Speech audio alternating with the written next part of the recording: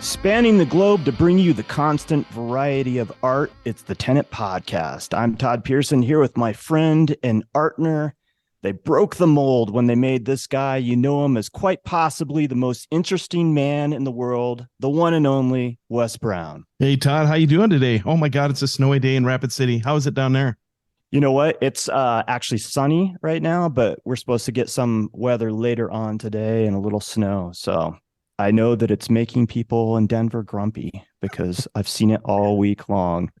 They're not used. We're so spoiled, right? Like usually it warms back up to, 50s, maybe 60s degrees and melts everything. But the snow has just stayed. And just about the time that it starts to melt, we get another round. Well, I got about 6 inches of snow, and 2 days ago it was 40 degrees. So it's crazy. So anyway, welcome to the Dakotas. Right. It's easy to complain about it, I think, but the reality of it is that we need all the moisture we can get. So I'll take it. I'm not going to complain about it. I will complain about grumpy people, though. Oh, yes. You can complain about grumpy people all you want. I'm looking forward to today and finding out the weather forecast in Montana, because that's where we're heading. That's where we're heading, man. We're doing a little road trip to the great state of Montana. Before we get to that, though, I want to thank everybody for joining us. Remember, you can always find out what we're up to via our social media on Instagram at Tenet Podcast and our Tenet Podcast Facebook page. And then, of course, our website, tenetpodcast.com. All right. We are absolutely honored to talk with our next guest. She's a fifth-generation Montanan. She's been riding horses since the age of 3. She's been making photographs since the age of 11. And she was inducted into the National Cowgirl Museum and Hall of Fame in 1995. You can check out her stunning photographs at her website, barbaravancleve.com. And that's spelled VANCLEVE. Barbara, thank you for joining us. Thank you. It's my pleasure to be here, and I'm honored you wanted to talk to me. So how is the weather up in Montana? We're getting a little bit, not the real old-fashioned winter, but we're getting some cold weather. It was about 10 this morning, and we had a lot more than a skiff of snow. We had about 5 to 6 inches, and it's a little wind off and on with a little more snow off and on. And whereabouts in Montana are you at? South central Montana. Nobody wants to move here because it's cold, windy, can be miserable winters. And we have very short summers, shorter even than Denver. So don't move there. What? It's a hard life. It's a hard anybody life. who's Don't listening move that don't live in Montana. That's right. Don't move here. If you like your Starbucks coffee and you enjoy the beach, Montana might not be your place. That's right. Our coffee's made in a big 2-gallon kind of jug sitting over a fire, and you just leave it on all day. So it gets pretty strong. It'll eat the bottom of a spoon out if you aren't careful by the end of the day. So do you make egg coffee? My grandparents used to make egg coffee. Do you know what that is? Sure. Okay. Yeah, you bet, because that brings the grounds down, settles the grounds. That's correct. That's some good stuff, boy. That's wholesome coffee right there. When we crack a few eggs in it. It'll put hair on your chest, that's for sure. So I've heard of cowboy coffee, but I don't know this whole egg thing. So explain that real quick. Well, it's roughly the same thing. It just cowboy coffee, they probably wouldn't waste an egg cracking it to settle the grounds. But if you use a cup of cold water, that will settle the grounds too. My understanding was the raw egg cracked in there would settle the grounds. Okay. I've never heard this before, so this is interesting to me. Yeah, so my great-grandmother had this big old white coffee thing, and she'd throw in a bunch of grounds water, bring it to a boil, crack an egg, you mix it up, throw it in there, you bring it to a boil, then you let it boil for a while and, test it. And then when it's as dark as you want, you turn it off and let the eggs fall to the bottom. Is that correct? Am I pretty close there, Barbara? Very close. I love it. When it's as dark as you want it. Oh, you betcha.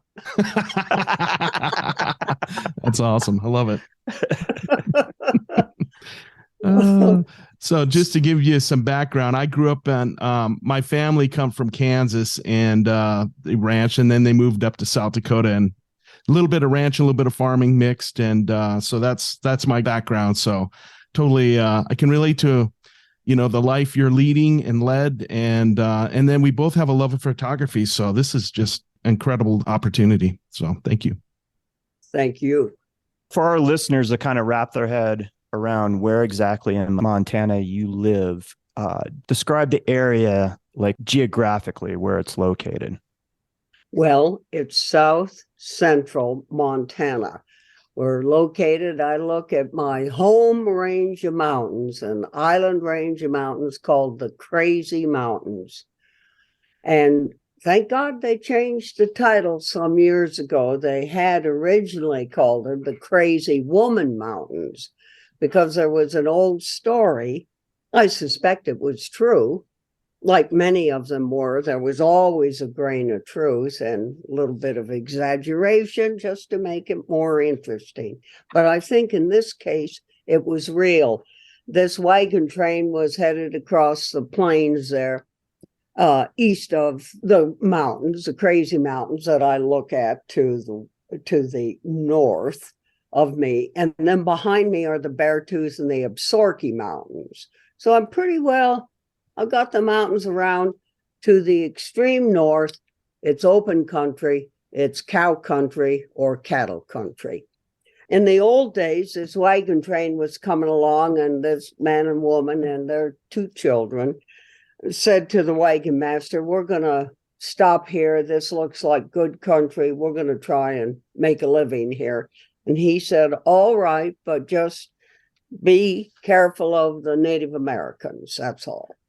So they pulled off, and then either that night or the next night, they were attacked by some pagan Indians, and they killed the man, thought they killed the woman, just had knocked her unconscious, killed the children, stole the oxen and the horses, and tried to burn the wagon. When the woman regained her consciousness, she saw what had happened and lost her mind. And she just gathered what she could take on herself, carry up, and she saw the mountains, the Crazy Mountains. She went to them, and she managed to carve out a life for herself there. She was able to kill wild animals, meaning antelope and mule deer, and she could skin them, make hides to support herself, give herself some shelter, all the rest of it. But every time a group of braves, Native American braves, came in on a hunting party, they always went home with one less brave. So the Indians came to call her, or Native Americans came to call them, the Crazy Woman Mountains. And they had a lot of respect for it. The Crows had the highest peak, Crazy Peak, which is second highest in Montana.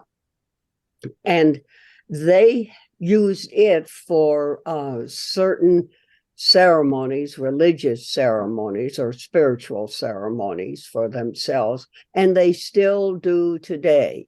And the people who own that land are good and agree to let the Native Americans come on and practice whatever religious or spiritual ceremony they want to. So that's a decent thing to do. But thank goodness they changed the title eventually to just Crazy Mountains. And I think part of that was because geologists found that the Crazies are part sedimentary rock and part volcanic rock, which is kind of crazy up there. That's a great story. I love that story. I have a few more. Oh, we're looking forward to hearing more too. But yeah, that's a beautiful. I haven't been up in that area very much. I've been through it, but I haven't spent any time. But that is a beautiful part of the country. Man, that's God's country right there. It's God's country, but boy, we have the winters. When I was growing up here on the ranch at the base of the Crazies, we'd oftentimes have 35, 45 below zero for couple of days and certainly several nights. And then we would get, as my mother called it, a heat wave. And I said, really? And she said, yeah, it went up to 20 below. Oh, my goodness. I just loved that. I thought, Mom, you got a great sense of humor, which you have to have in life. And certainly when you live on a ranch. Try to make a look. I was going to say, you definitely have to have a sense of humor when you live in an extreme environment, right? And you're doing work outside, and you spend a lot of time out in the cold. You know, they've got that show on TV called on the History Channel. I think it's called Below Zero. Yep. I'm not interested in watching that. I've got it right here when I want. Right? I don't need to go up there to the Arctic Circle to experience that. Good Lord, no. I mean, we can have the bears. We got the grizzly bears. We've got everything. Same thing they have up there. We don't have polar bears, of course. And they don't have them everywhere, but I hear they're coming south, though. So, Barbara, they're giving up their winter coats. Huh? That's right. That's right. That's right. And they really like Texans and Californians, I heard. The meat is sweeter and softer. Yeah, not as tough, pliable. Yeah, that's right. It's better fed. Oh my God, this is hilarious. So I do have to ask you though. So you're fifth generation. So when did your family homestead in Montana where you're at? Well, my family homesteaded in 1880, but we had relatives, cousins here earlier. There was a Lieutenant Crittenden who was under Custer's command. And of course, he was killed along with Custer, but his name is on the big monument there at the Custer battlefield. But the family didn't start ranching until 1880. And although a lot of people won't admit it, although my great-grandfather and my grandfather certainly emphasized it, they had sheep as well as cattle, because when cattle prices were down, sheep were up. And when sheep were down, cattle were up. And a lot of big ranches in this area, Montana, were built on sheep. But it's amazing how many people don't care to let that be known. I can't figure that out. What is the sense of discrimination against sheep? I mean, I'm not a mutton lover. Lamb's okay, but well, what is the big deal about I don't sheep? know, but that's the Jackson County wars in I know, Wyoming, right? Yeah. It's all about sheep farmers. And my grandfather raised hogs. So he really? balanced, so he balanced cows with hogs. And he said the same thing when the cattle prices went down, the hog market was pretty steady, and then of course selling eggs and milk is always a staple. But man, you guys go back way 1880s. That's amazing. Yeah. That's quite a while. Yeah. In almost the same place as we started out. When we started out, my great-grandfather was up here. The family of Crittenden had asked him to come and settle the affairs of Crittenden. Well, all of the Van Cleve men went to West Point, and the earliest one helped, along with a couple of friends, start Princeton University. Then he switched over and went to West Point. Got his degree, got out, went to work for the railroad as a surveyor, and then they sent him out west.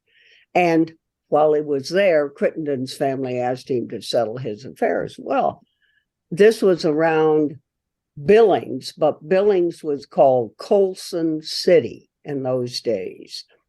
And so he was down there, and he had married a Southern girl, you know, an iron fist and a velvet glove. That's the way they were. She spoke something like 5 languages. She was a mover and a shaker. She was educated by the Catholic group known as the Madams of the Sacred Heart in, I can't remember whether it was England or France, but I'm going to guess it was probably France. And so when they came out, she said, when he told her he bought a ranch from an old rancher whose wife had died, the kids were gone, and the old fella needed to be in town. He needed to be close to some sort of medical care if he could get it. So he bought the ranch from him and took his bride, Alice Davis Pinckney, out to see it. And she said, I'm not living here. This is not a proper establishment for a woman, a lady. So she said to him, when you get the proper buildings built, I'll look again. So in the meantime, she set up a finishing school for girls in Colson City / Billings. And he got to it. He had a group of Norwegian cabin builders, log masters who built a beautiful place. They eventually had 38 rooms in this sprawling house, and they had acetylene lamps. This was a new thing, and that's what caused the place to burn down.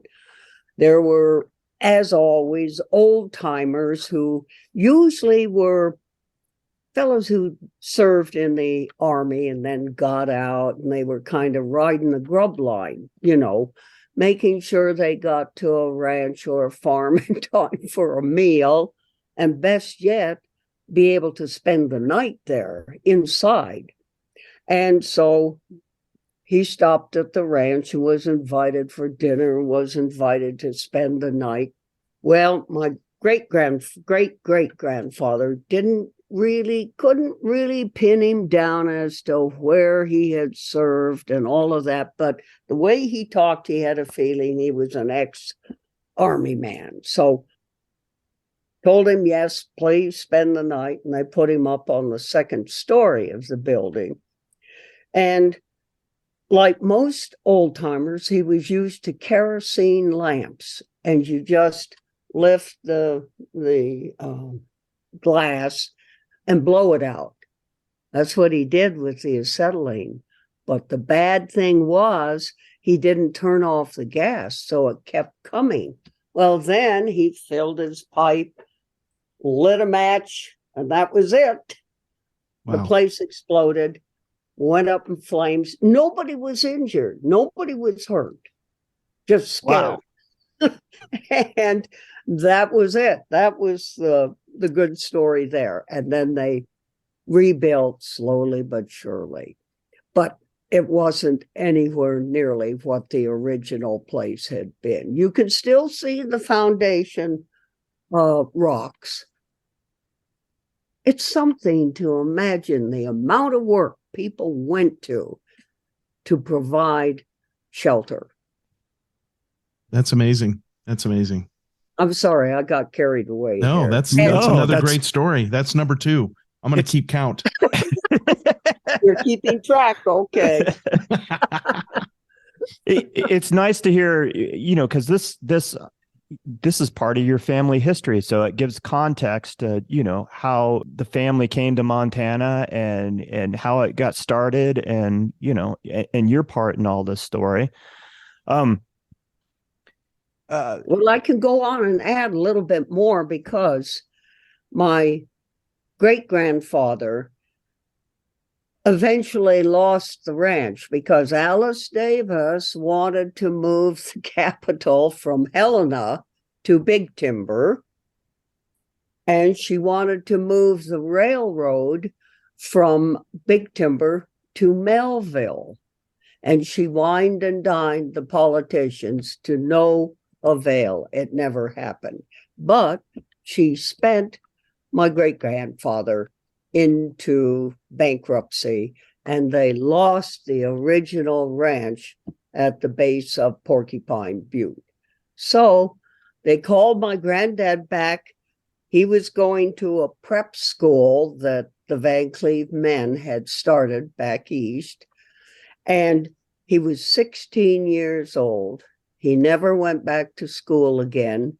They called him back to try and save the ranch. He couldn't do it. The bank took it. And so he set out to acquire land to build his own ranch. And I have to honor my great-grandfather for the work he did. He was a wonderful man. He was a great horseman. He was also a mechanical guy, which I couldn't figure out. My dad said if it didn't have a bull wheel, he couldn't make it work. So he was a horseman, period. But my great-grandfather and my grandfather were horsemen. Wow. Short story. Nice. Number 3. And did I hear you in one of the things I watched or read somewhere, did I hear that it was your great-great-grandmother was the first white woman born west of the Mississippi? Is that correct? That's right. That makes a wonderful story, but if I tell you she was just barely over there and then she came out into the world, and then they picked her up and brought her back across the river. But technically speaking, she was the first white woman born west of the Mississippi. Wow. That's right. I have to be honest, too. Well, we're open to all the stories, and if you want to embellish, we're good with that. So your ranch now, the current ranch that your great-grandfather rebuilt, where's that at? That's at the base of the Crazy Mountains. Okay. That's the one he built. He and my grandmother, Helen Perry, whose father had a business producing candles for the miners. And that was a big operation for him. And he taught her to be a bookkeeper. So I don't know exactly how she and my grandfather met, but they did. Fell in love, married, and it was a wonderful combination because he got a bookkeeper there. And he was a mover and a shaker in terms of acquiring land. And he would do anything. If he had acquired land, he had to make a payment and cattle prices were down and sheep were down, then by golly, he would sell some timber. He would do anything he had to do in order to continue to acquire that land. And he was a worker. I felt so sorry for him, though, because he had bad knees and hips. And this was way before they had any knee replacements or hip replacements. And I remember one time he had a couple of sheepdogs with him always. And this was when he had an old, I don't know, early 50s Jeep, kind of a Wagoneer Jeep. And he forgot to set the brakes after he opened a gate, drove through, and then he got out to go back and close the gate. Well, he didn't notice anything until all of a sudden he heard the dogs barking. They were bailing out the Jeep, and it was headed down the hill. And he thought, oh my gosh. Well, it went on down the hill, and accordion pleated itself down at the creek bottom. It was quite a little trip down there. And he had to walk with his cane 3.5 miles back to the home ranch. There was no thing, cell phones or any of that stuff, And he traveled alone, except for his dogs. And I don't. He was an incredible man, an incredible person, and I never ever heard him swear except to say "damn you." And that was when a horse was trying to buck him off a year before he died, because he always rope tied hard and fast. And we were roping, and this was in August, and we were branding calves at that time, because the Dude Ranch part of our operation, that was another crop, guests. And the calves were pretty darn big come mid-August. And so we were heading and heeling them. And he had headed one. He was tied hard and fast. None of this dally stuff. He said, if it's worth roping, it's worth keeping. So we did. And somebody else had gone in to heel rope the calf. And the calf pulled forward just as the horse stepped back, and the rope ended up between the horse's legs. My granddad didn't believe in riding horses that were completely bomb-proof or broken. Not at all. He just said, if you use them, they'll get used to it, but you better be prepared to be with them while they were getting used to it. And that horse was bucking, and my granddad was sitting there with his reins, whipping him over and under and saying, damn you, Keo, damn you. Considering how people swear today, I just thought that was so gentlemanly. Oh my. That's awesome. So the ranch that we're talking about is the Lazy K Bar Ranch. Is that which one Yeah. it was? Okay. And at some point he had the forethought or vision to decide to invite people there to have a ranch experience, make it a dude ranch. Well, they'd already started. Teddy Roosevelt had stopped over there in Medora, South Dakota, and had the very beginnings, if you will, of kind of a guest ranch facility there.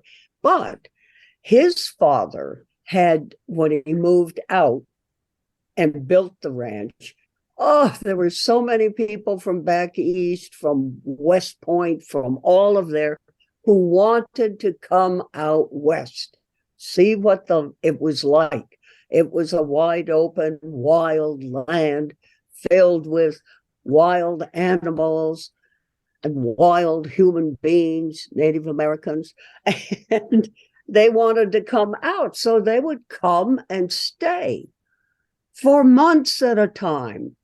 And these were well-known people. And they would just come and stay. And finally, when my granddad heard from some other ranchers about this business, so you could invite them and charge them, and they would stay. And so he and my grandmother bought a chunk of land up Big Timber Canyon.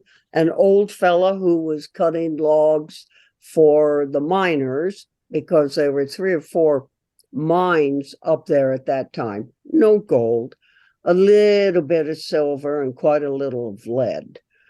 So they bought his land and proceeded to make it into build cabins, or in those days, because it cost quite a bit of money, even with those really fine Norwegian cabin builders, it cost. And money just didn't grow on trees then any more than it does now, unless you've got oil or gas down there in Texas.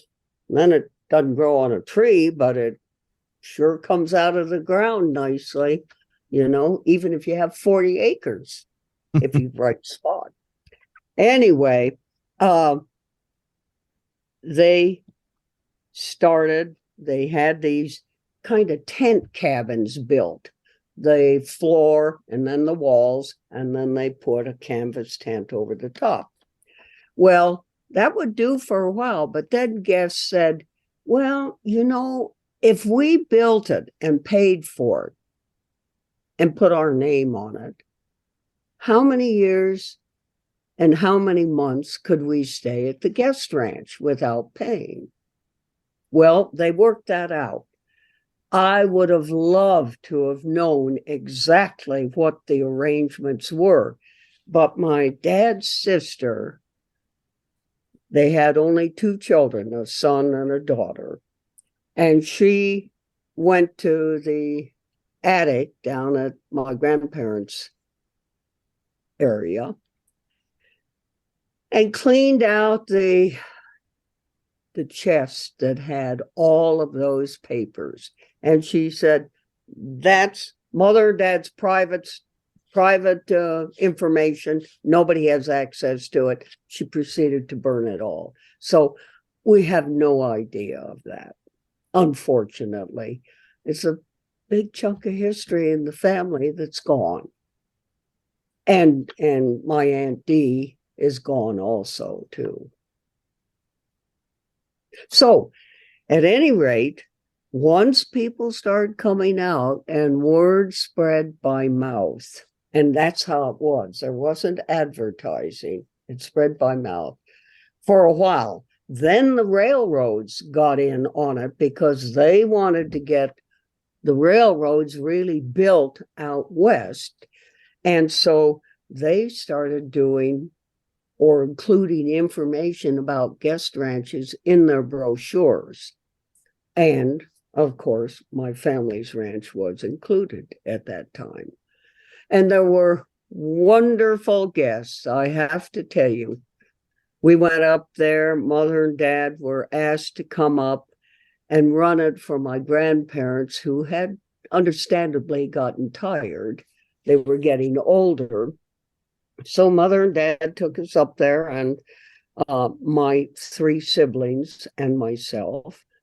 And of course, I got to be down in the corrals. I did not have to be up in the kitchen or in the cabins cooking or serving people or cleaning cabins. I was able to be down there with the horses, which is what I wanted, and take people for rides, good rides, because most of those people from back east were fox hunters, jumpers. They were excellent horsemen and horsewomen. Plus, they knew how to just throw a few things in their old jalopy and go up to the Adirondacks to camp. And they didn't want any of this fancy stuff you have people wanting today. I just can't believe it, how wussy we've gotten. It's true. It's so true. Getting soft.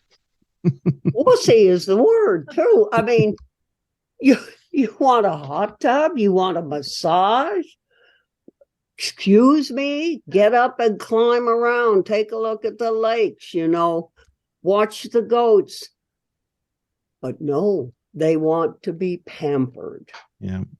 You guys had a lot of horses, right? Like 125, 135 horses, Yeah, something like that? Yeah. And we used them all on the ranch. Some were for breeding. My grandfather always had access in the early years to the Army remount studs, which were fine blooded thoroughbred horses. And then my dad discovered quarter horses, went down to Texas and got Hancock, McHugh, and Wagner bloodlines for the mares and brought them up here. So we have used those lines for years, and those are appendix quarter horses. And those are the ones we used on the ranch for years and years. That's amazing. Wow.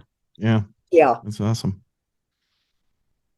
So you touched on it a little bit, but what was life like for you growing up on this ranch? You're one of 4 kids, is that correct? Yeah. I'm the oldest, then I had a brother, then a younger sister, and then a baby sister. and my baby sister and my brother are gone. So my middle sister and I are still living, existing, raising Cain. And I said, is there any truth to that saying that only the good die young?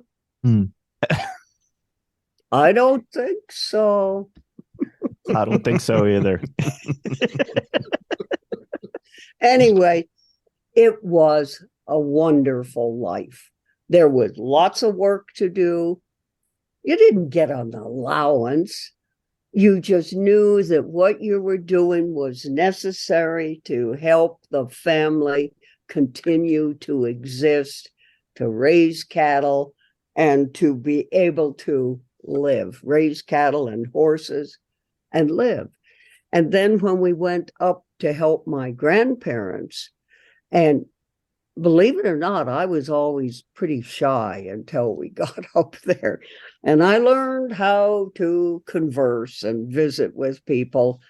And I must say, I loved it. I think that was a part of what my dad's genes were for me. I really enjoyed the people.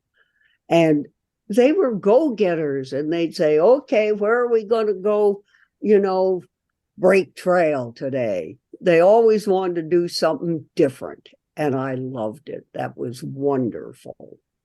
So it was a great life. You learned how to work. And today I still love to work. People say, aren't you ready to retire? Retire to what? Chaise long and eating bonbons or something like that. I can't imagine. That's the closest thing to dying you can have without the pleasures of the afterlife. So I've been told. I'm in agreement with you. Like, I feel like a lot of people retire and they're just kind of waiting around to die, without any other like hobby, avocation, nothing, right? Yep. I just hustle along and think, well, as I getting a little bit, I don't want to say older. I like to say wiser. I like that word better. But I'm just not as speedy as I used to be. And that is something makes me grumpy. Grump. I could see that, even, Wes and I being middle-aged, we feel the same way. I'm not as speedy as I was. Just not as speedy. Just wait, gentlemen. And I'm a far more. We have nothing to complain about, right? Right, exactly. Yeah, I seen you in one of the videos I watched of that you had on your website. I seen you throwing up a saddle on a horse, and wow, it's that you're definitely going strong. Well, I'll tell you, when we still had the guest ranch, it kind of broke my heart when my youngest sister and my brother was sick, and they wanted to sell the ranch, and I didn't want to. I had been down in Santa Fe, New Mexico for, I think it was 25 winters, only the winters, because I was always back at the ranch every summer. And I had there, when I wasn't a college professor, I could be at the ranch 5 months of every year. And I loved it. But I had to make my career as a photographer. And photography, particularly black and white, is a tough sale for most galleries when they are also selling color work of traditional art forms, painting, sculpting, all of that, but traditional forms. And I was just sailing along as a black and white photographer. So it took a long time, but I couldn't complain. I got where I wanted to be eventually. That was not in my vision initially. I just wanted to communicate to people how wonderful ranching was. Maybe is, but it's changing too fast today. It's becoming more of a life on those blankety blank machines rather than on a good horse. And as my dad said, well, if that machine stops in the middle of winter, it's going to be cold comfort. And just remember, a horse can always keep you warm, and it isn't going to stop. So I have resistance to machines. Sure. I don't blame you. You've seen a lot of changes over the years, like you said, in the way that people do stuff, and technology changes things so quickly these days. It's hard to keep up with it.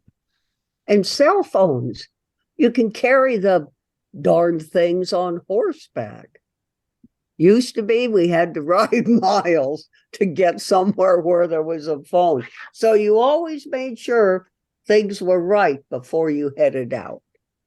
You had to have some forethought, right? Be prepared right. for whatever might be thrown your way. Today, it's almost like it's kind of afterthought, not forethought.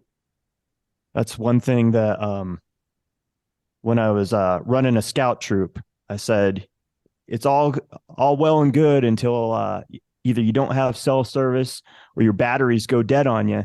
And then your best tool is right up here inside your head, right? So just, use that from the get-go and you'll be much better for it.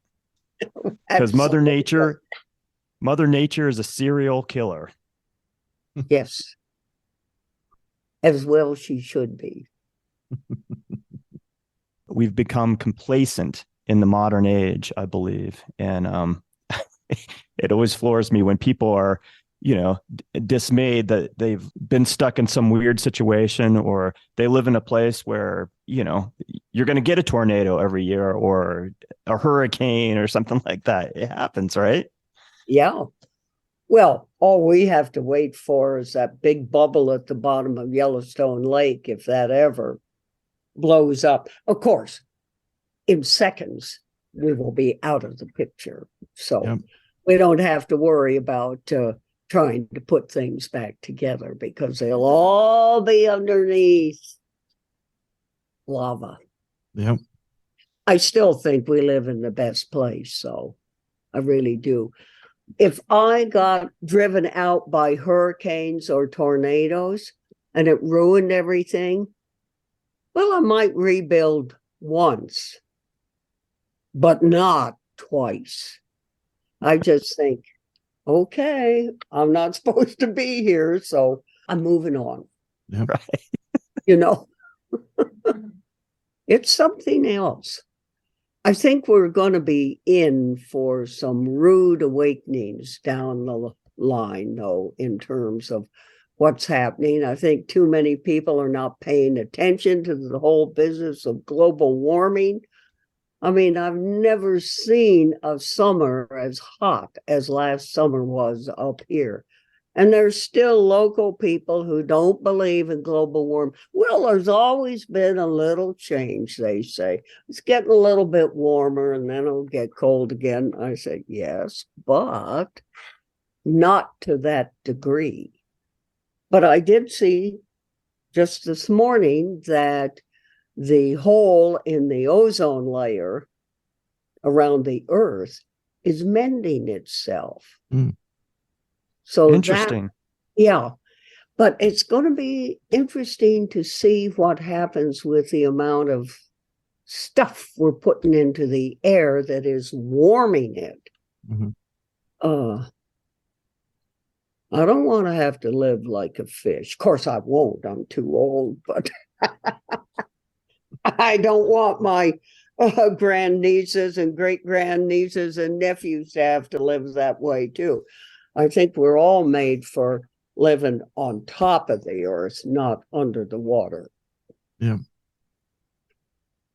I'm off the subject again. I'm sorry. No, you're good. It's all good. It's all good. So you got a camera at age 11, and that was given to you by your parents? Yes, I couldn't draw or couldn't paint. We had a half hour once a week in the little 2-room schoolhouse I went to. I rode my horse too when it was not deep, deep, deep snow, and then I would turn the horse loose in the yard to graze and everything. It was wonderful. But I couldn't draw and couldn't paint, and I wanted only to have people know how wonderful ranching was.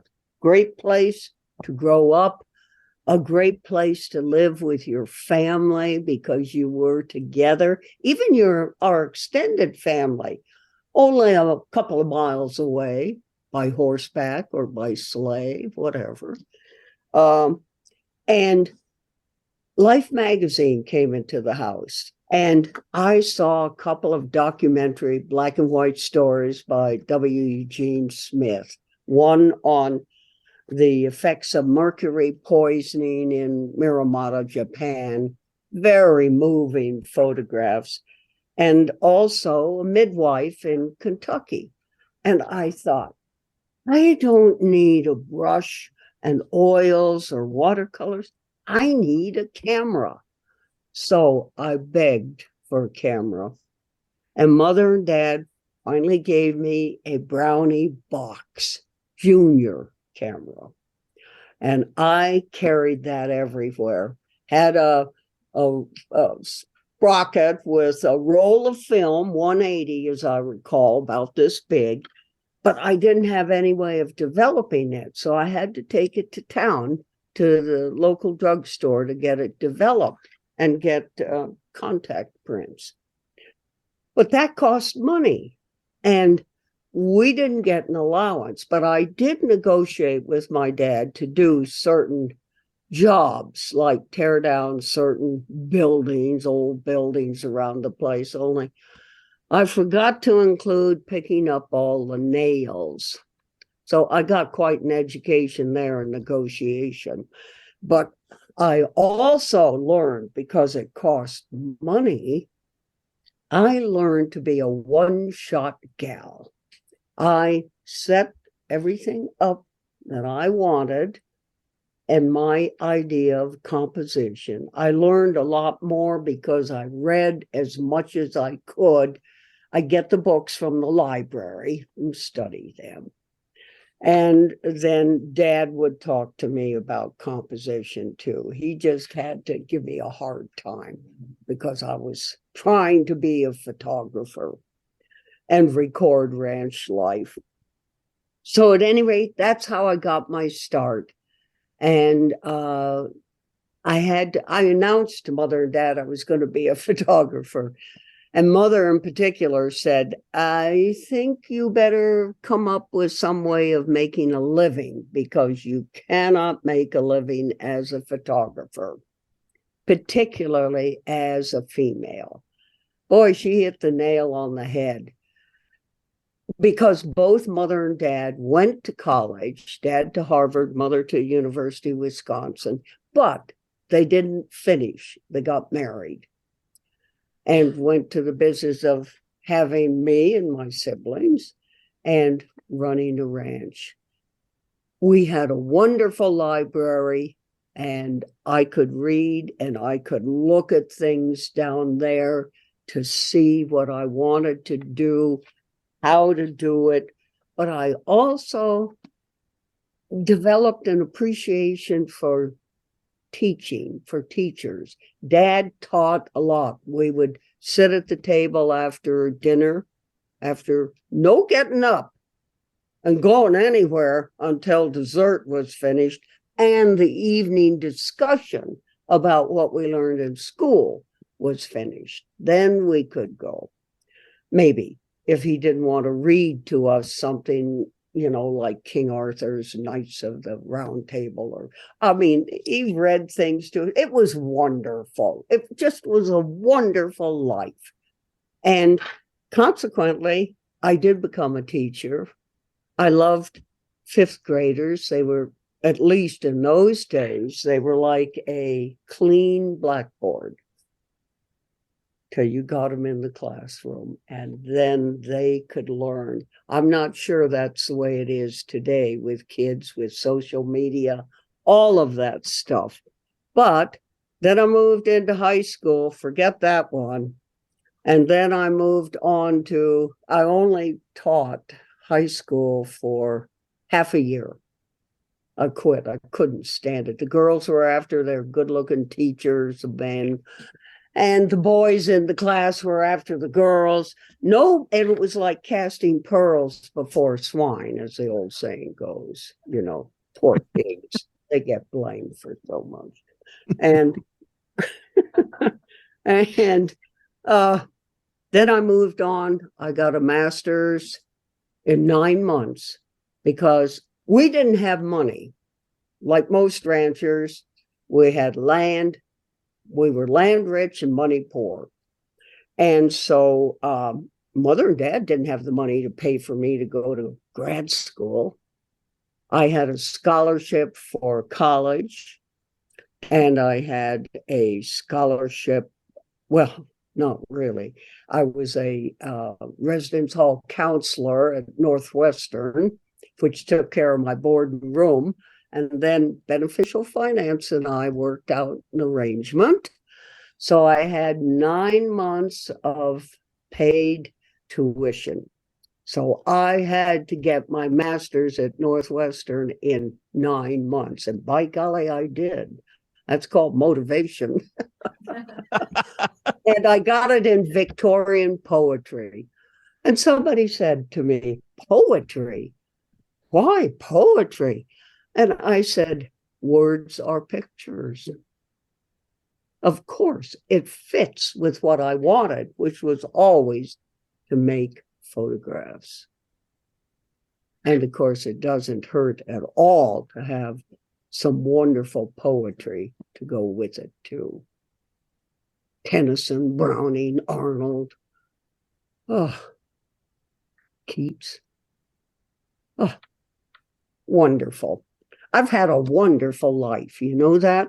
I've had a great life. The greatest part of it was being born and raised on a ranch by parents who cared about me being educated. And I'll never forget the importance of an education, a liberal arts education. However, today, I think it's more important for high school students to think of a trade education, trade school education, so they can earn a living, because our economy has changed and they've got to earn a living. I mean, you can't expect the government to be paying for everything. That's ridiculous. Of course, except for Medicare, Medicaid, Social Security. Right. And now I'm dating myself there. But I do think, considering the cost of medical care, those are significant issues. But you just have to plan ahead. And I'm thinking now we live in what I'm going to call dangerous times. Used to be pretty, we knew what was going to happen. We knew what things were like. We had our people in Congress who could negotiate. There wasn't this horrible division. And so times were easier in that sense. But we had the horrible depression of the late 20s. My gosh. And I do think that we're going to have some hard times ahead of us, too. Yeah. And people who don't know how to fend for themselves are going to be in trouble. And there are lots of people who can't fend for themselves through no fault of their own. Right. And that's sad. Now, I'll get off politics and not get on it again. But here's the deal. Like, our children aren't exposed to parents like your parents, where they took an interest in, once you had dinner together and dessert, then you sat down and talked about what you learned today in school. And then let me read something that isn't of, current stuff. Let me read you a story. I mean, that stuff, it just doesn't seem like it happens anymore. I don't think it does. Yeah. And I see even my grandnieces and grandnephews, they don't do that. And they're not that far away from the ranch. So I'm over there off and on, and I could see how they have a meal. People get up from the table before the meals, everybody's finished. Well, I hate to say I'm surprised, but I am, because I thought it was a family tradition. I guess maybe I hoped, in spite of myself, that it would be a family tradition. But things are changing, and I'm not a great believer in social media. I really think people need to talk to one another face to face or on your phone, but not walking down the street and over here somebody's dialing, somebody's on the outside of the street and they're talking. Come on. Yeah, the lack of engagement in our society Yes, these days it's disappointing. And you touching on your family meals, I think that does make a difference when you have that engagement as a family where you actually talk with each other and ask, how was your day? Or what did you learn? Or any of those important questions. It bonds those people together. And, I think just like yourself, you carry that. I know that, Wes and I grew up with that kind of family scenario where everybody sat down and had dinner together and talked about your day. And, I tried to do that with my own children, but, like you said, the world is changing fast, and that's not the norm, I think, these days. And I don't think it's better. I don't think so either. Yeah. Yeah. Although I think some people must think so. It sounds to me, in watching some of the documentary and then hearing you talk, that your father was a real champion of yourself and probably your siblings, and very encouraging. Oh, he gave me a hard time.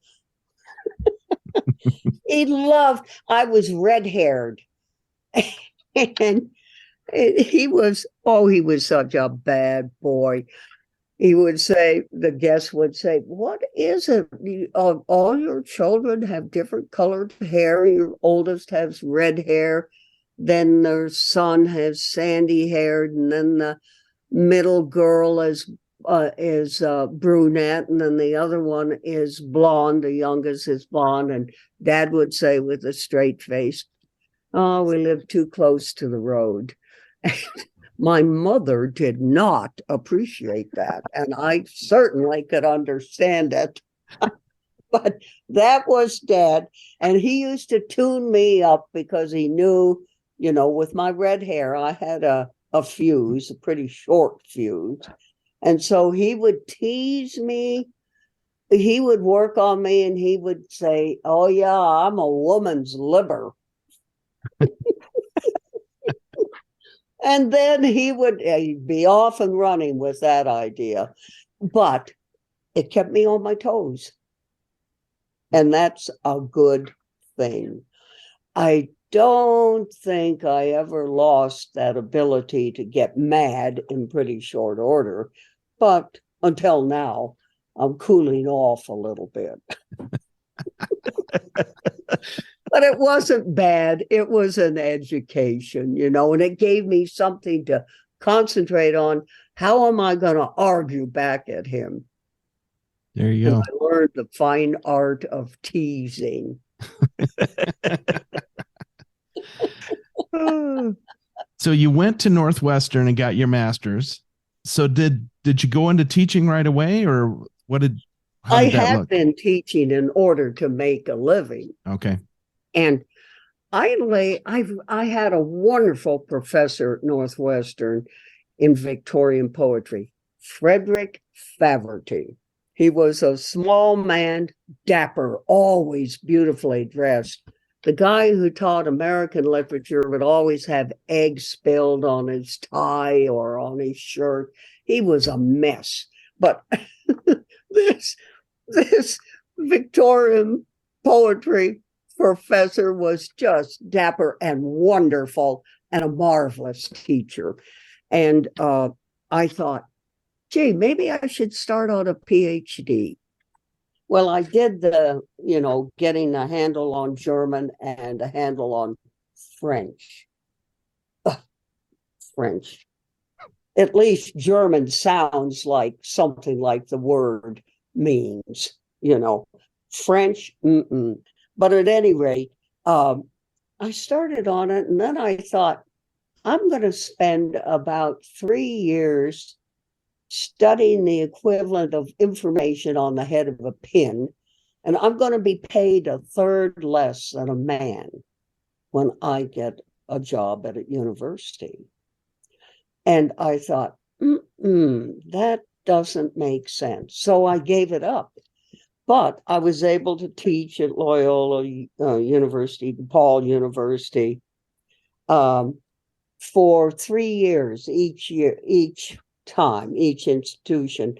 But because I didn't have a PhD, I was considered expendable faculty, which meant you got 3 years, then bye-bye, you're on your way. And that was okay. And then I taught at Mundelein College. I built a darkroom for them. And I had a whole program in photography there. And I had a wonderful time. And it was right on the Lake Michigan.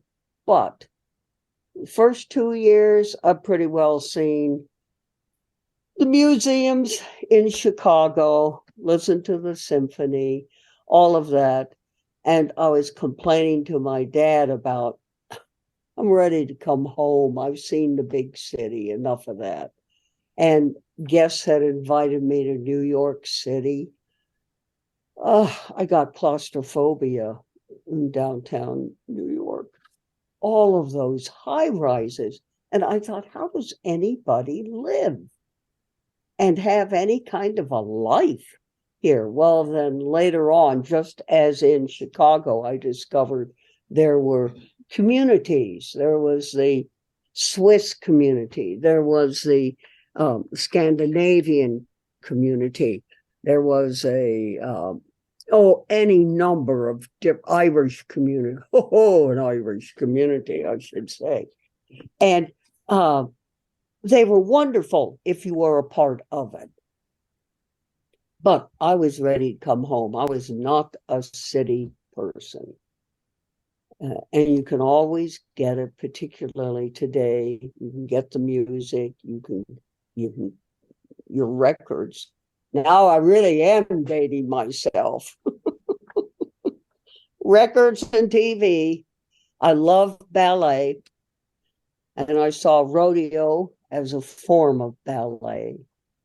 And that got me going on a series of photographs to show that kind of a comparison in my mind. And I learned a lot. And I had a man, the head art director at Leo Burnett, kind of take me under his wing and show me how they handled photography there. But again, it wasn't my thing because you did what the art director wanted. So you couldn't have a lot of creative input. And that is what I wanted. I wanted to be creative. And the Marlboro Man, that's their idea of ranching. Sorry. So I did learn a lot, and I worked for book publishers, Rand McNally, Scott Forsman, and I did learn a lot with art directors there. And it was wonderful. But then it was over. Time to move on. So I did. And I gave up the idea of a PhD. Didn't hurt me at all. When did you start doing your own prints? Were you doing your own black and white prints a long time ago? When did I start doing my own prints?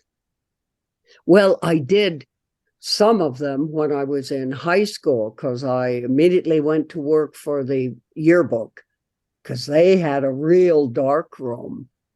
And I learned how to print there. And of course, I got Ansel Adams books and studied those. You learn a lot when you have to teach yourself. It just takes more time, but you don't forget what you learn. However, I think I might have been able to achieve success a lot earlier in life if I'd had classes. But it's okay. That didn't happen that way, and it's okay. Things have worked out beautifully. Everything happens the way it's supposed to, right? Yeah, I think that's very true. And I'm not the most patient person in the world, but I really think it's true. So this entire time, you're also doing photography in the summers when you come back. Always. Did you always have the same idea of capturing the life that you were experiencing, this ranch life, or did that take you a while to decide that that's really where your heart lied? And I had that desire, that motivation from the get-go. I really did. And then I moved into other things, particularly when I worked for the textbook publishing companies, because they were trying to get away from illustration, art illustration, into photography. So they would give me a story and say, we want to illustrate this particular thing.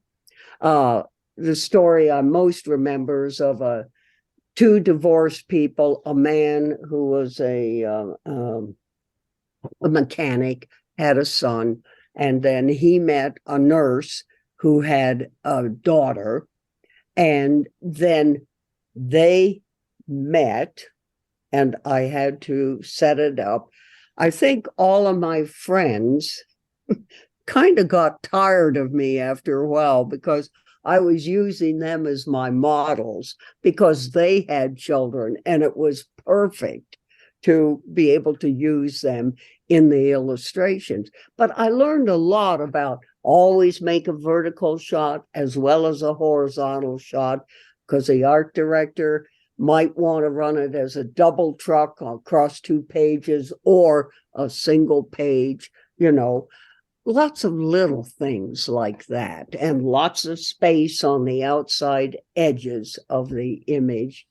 And I was soaking it all up, because I wanted to learn. And then I became interested. I had a friend who invited me down to Baja California for a mule trip on the Spanish missionary trail. And I thought, I've got to photograph this. So I did, 7 more trips over a number of years. And we would have either 2 or 3 weeks out traveling by mule. And down there, you didn't have to carry tents. I mean, it next to never rained. So why have a tent? It was fascinating. And the people were wonderful.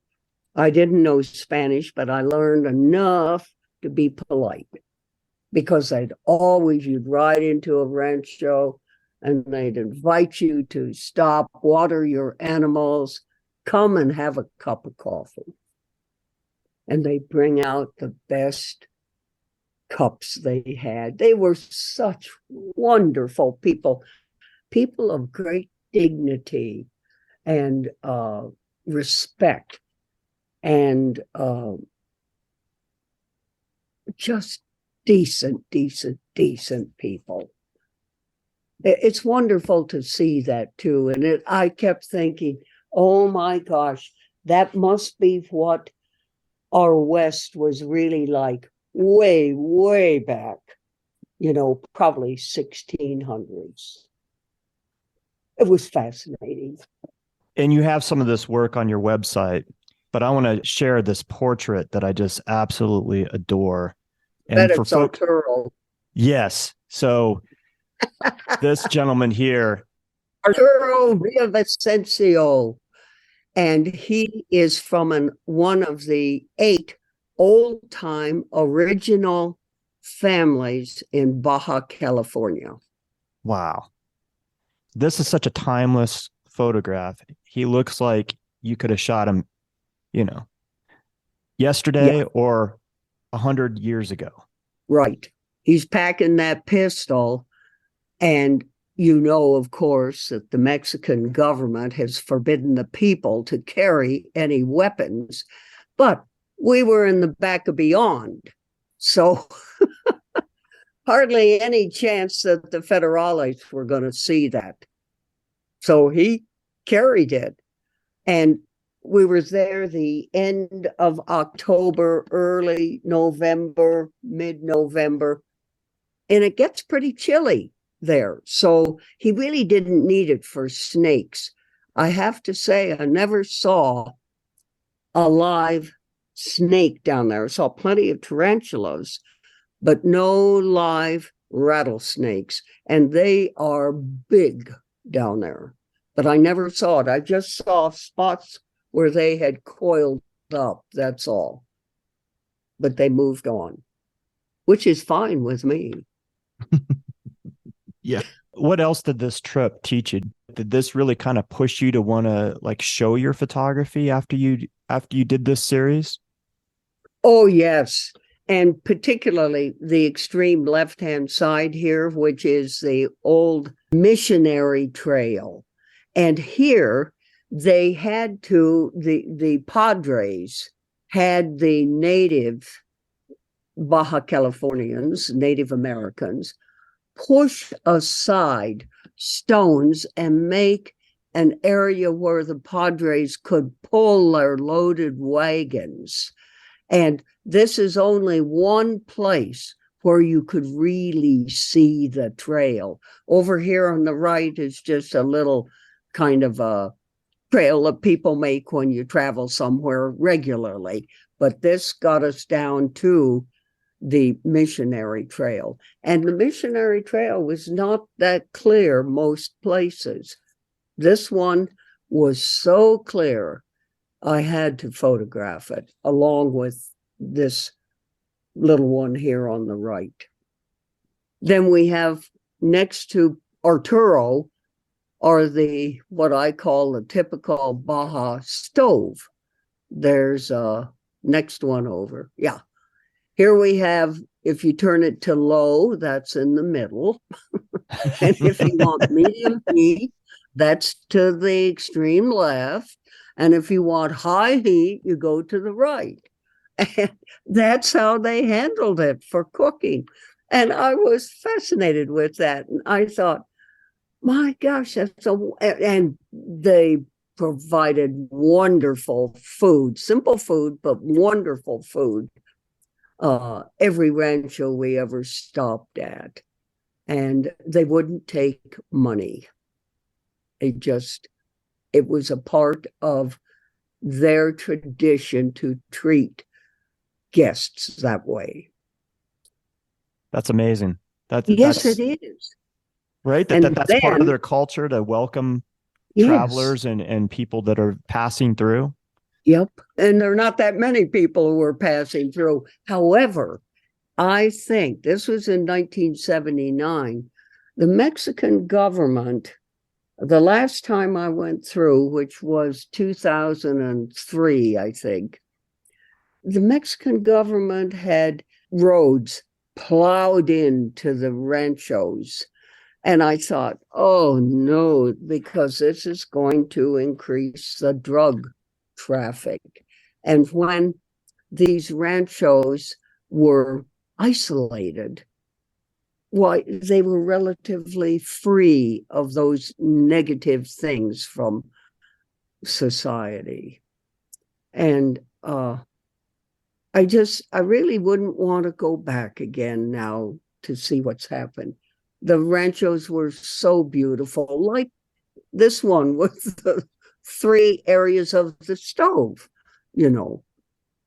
But I want to talk about the pictographs here. These are fascinating.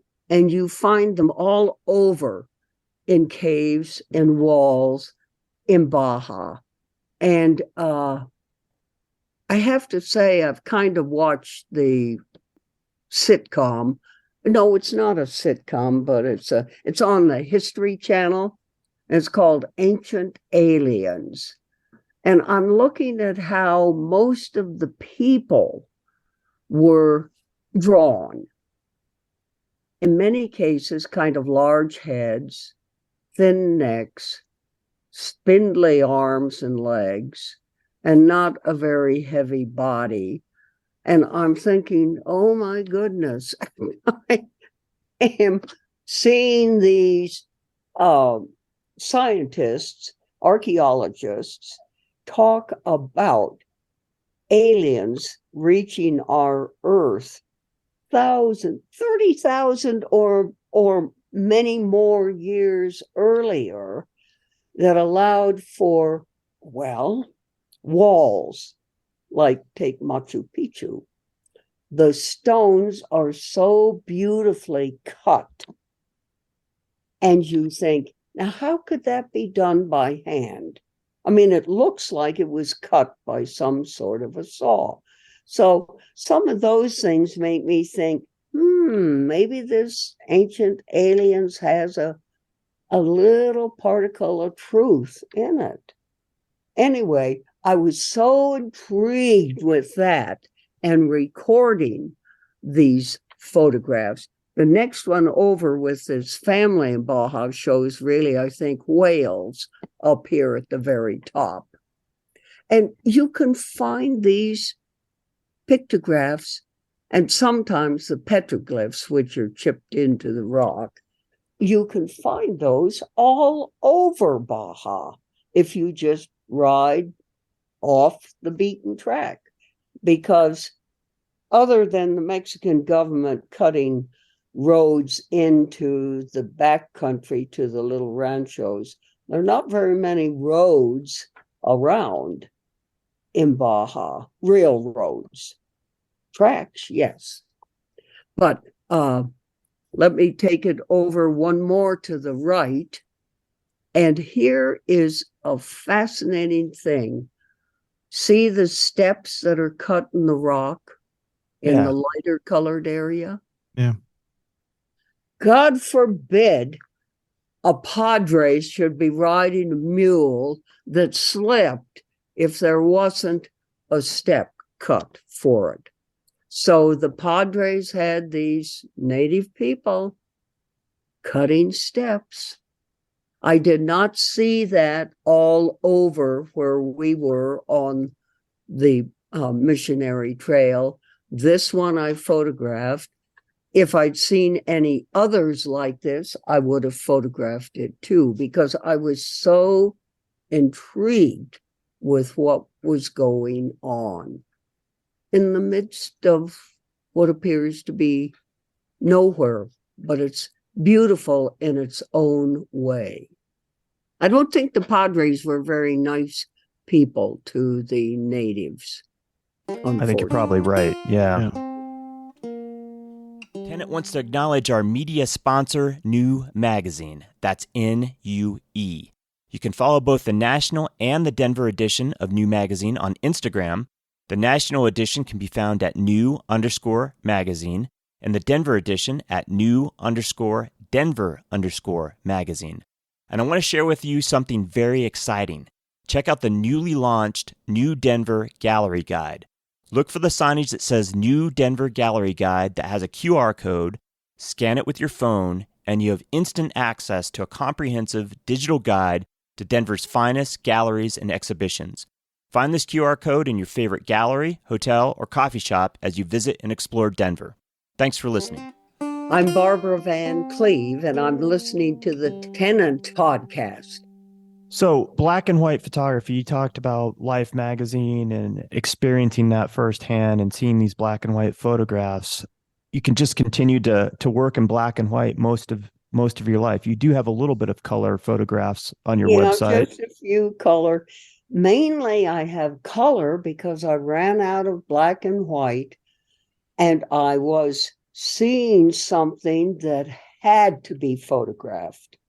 Had to be photographed. Well, now this is in Baja California, sitting in a doctor's office waiting, and I saw these lines. And all of a sudden, I was fascinated with what they looked like. This kind of plastering this is the top of a Kiva fireplace, but you can't see that until you go to the second one down here. Yeah.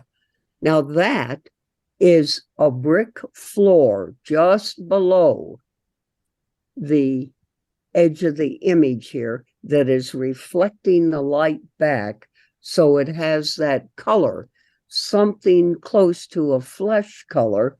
And then the line of the fireplace looks a little bit like the backside of, let's say, a woman, because it's quite smooth, there's no hair.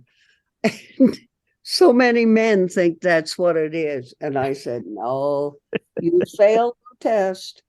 I said, it's an adobe wall, and the color is because I did not use any artificial light. I just used ambient light, how the light reflected and appeared, because I was fascinated by it.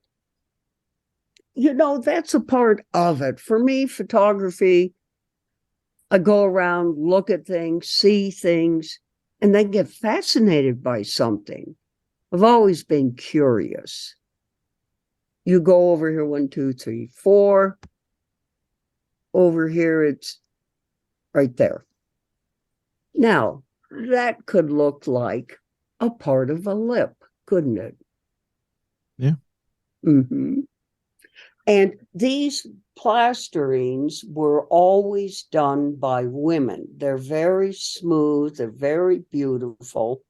I don't know if that's the case anymore, but I would think so, because I think tradition pretty well lives on down there in the, well, this would be Santa Fe, it's northern New Mexico, but with Hispanic people.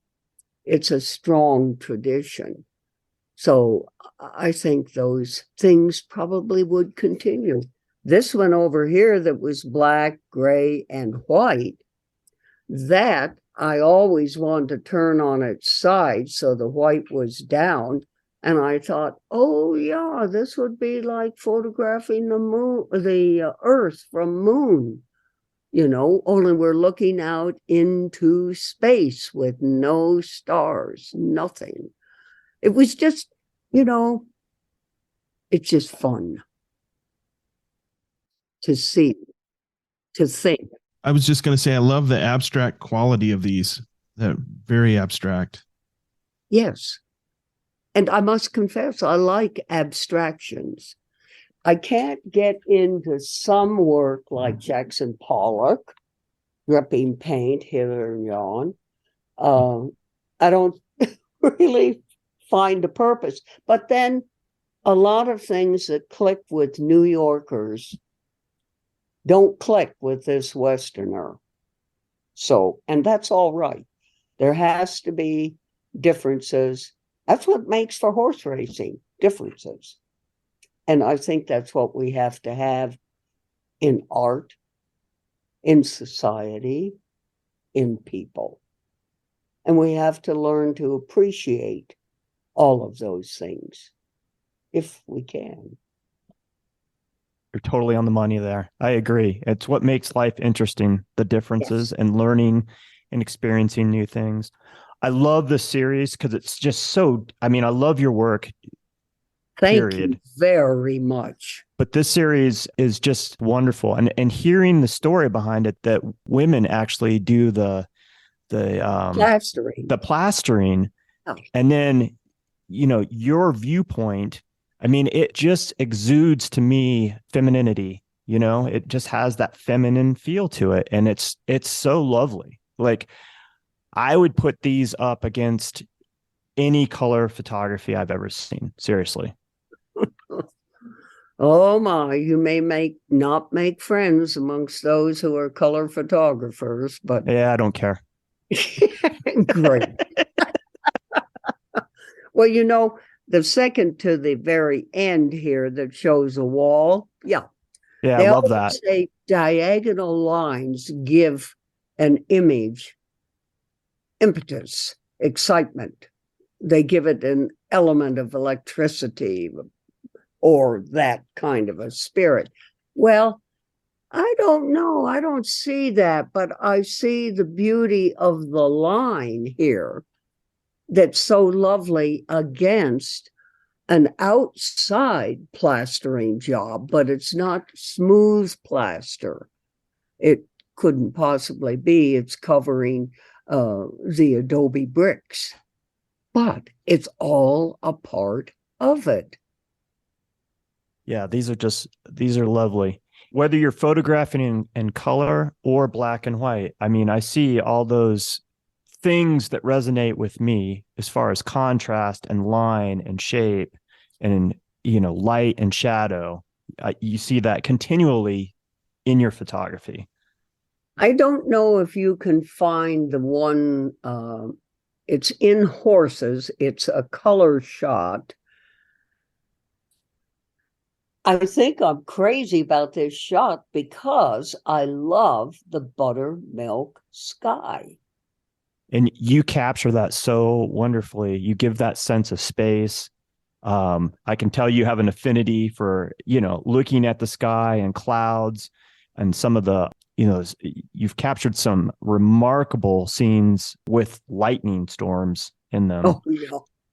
Well, Dad always said to me when I was out riding with him, and I spent a lot of time with him on horseback, and he'd say, "Watch the sky, sis.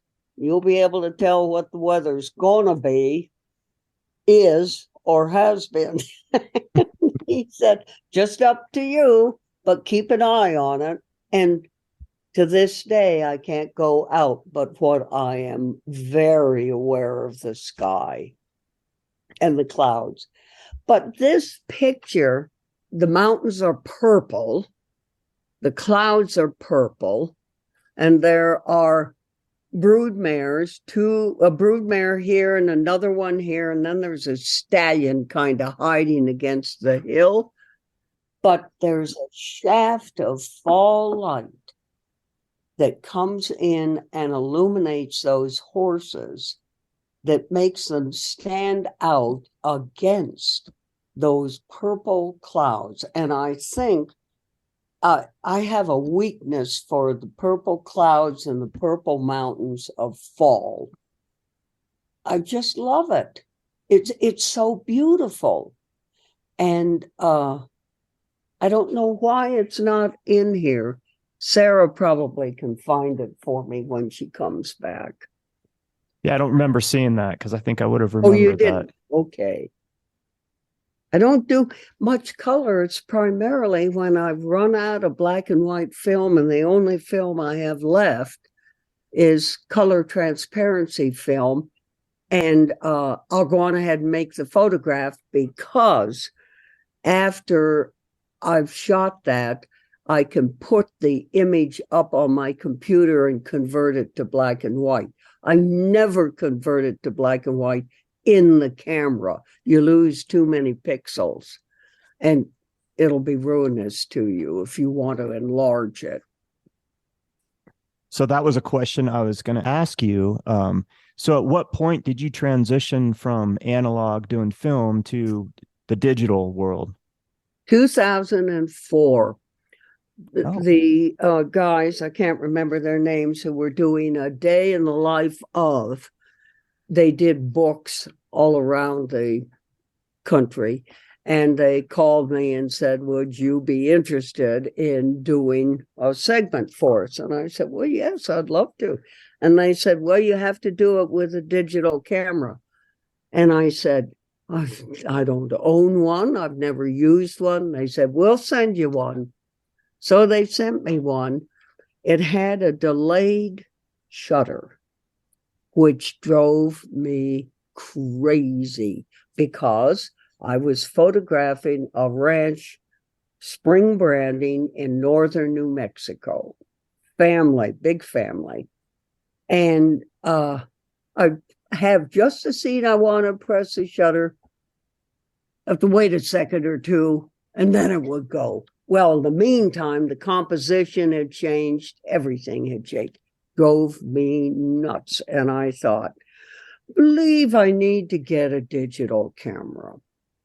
People would say, well, how do you like this digital stuff?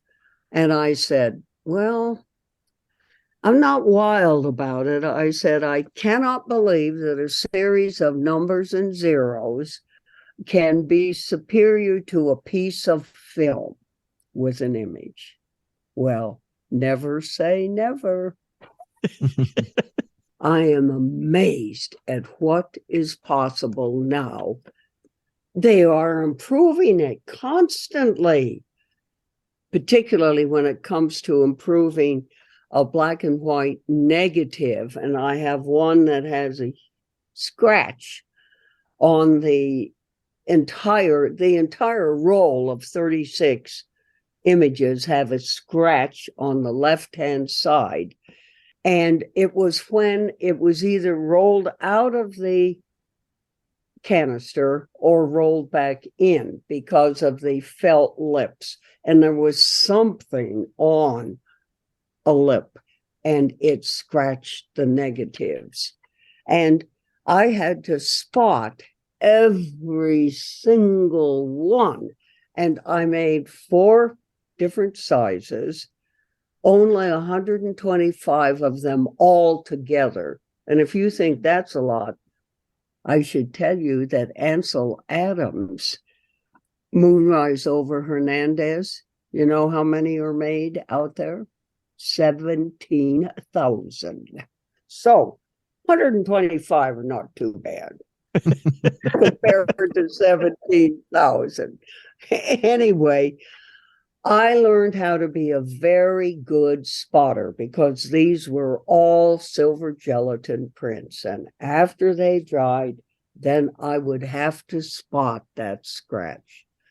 Now, the joys of Photoshop, I just correct one file, and then everyone that's printed from there is perfect. And you can dodge and burn in with your Photoshop the same as you do in a wet darkroom making silver gelatin prints. Because people say, oh, well, that's manipulation. And I said, well, what do you think burning and dodging is? Yeah. I mean, really? Absolutely. Don't get holier than thou with me, I would say to them. No doubt. That is one of the virtues of this new technology, right? That in some ways it has made our lives easier and better. I got to say, I got a kick in one of the videos I watched of you spotting prints. That's one thing that I used to always enjoy, getting my my dose of selenium. Is that what you used? Yeah, you know, has the selenium in it, so you don't have to take that supplement. I would always Thanks. Oh, yeah, I used to have brown fingernails too. I never could get used to wearing gloves when I was in a wet dark room. And, you know, of course, you're going to end up with brown fingernails eventually. However, I had enough of spotting to last me a long time. So do you miss the darkroom, that tactile experience of watching that first print come up in the developer and the magic of it all? Oh, you're right. The word magic. It was always that for me. I never thought it was just ho-hum. No way. It was just wonderful to see it come up and then get darker, get to where I wanted it. It's just a lovely kind of thing, you know, and it was fun. I miss the wet dark room. I have to say I do.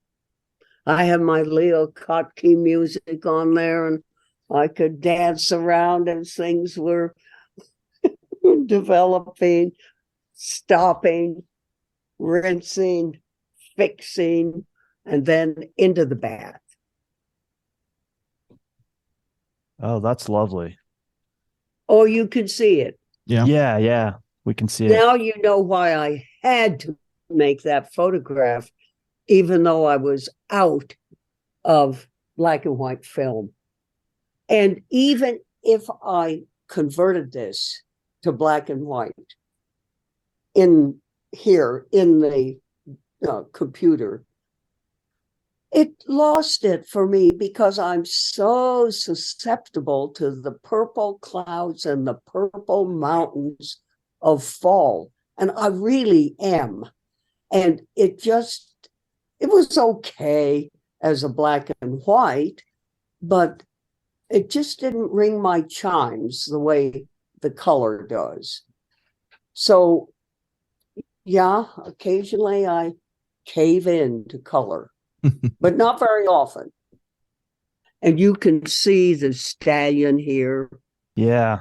Okay. No, it's And stunning. then a mare and a foal, and then there's some dust over here. So I think there's another foal that went over the hill there.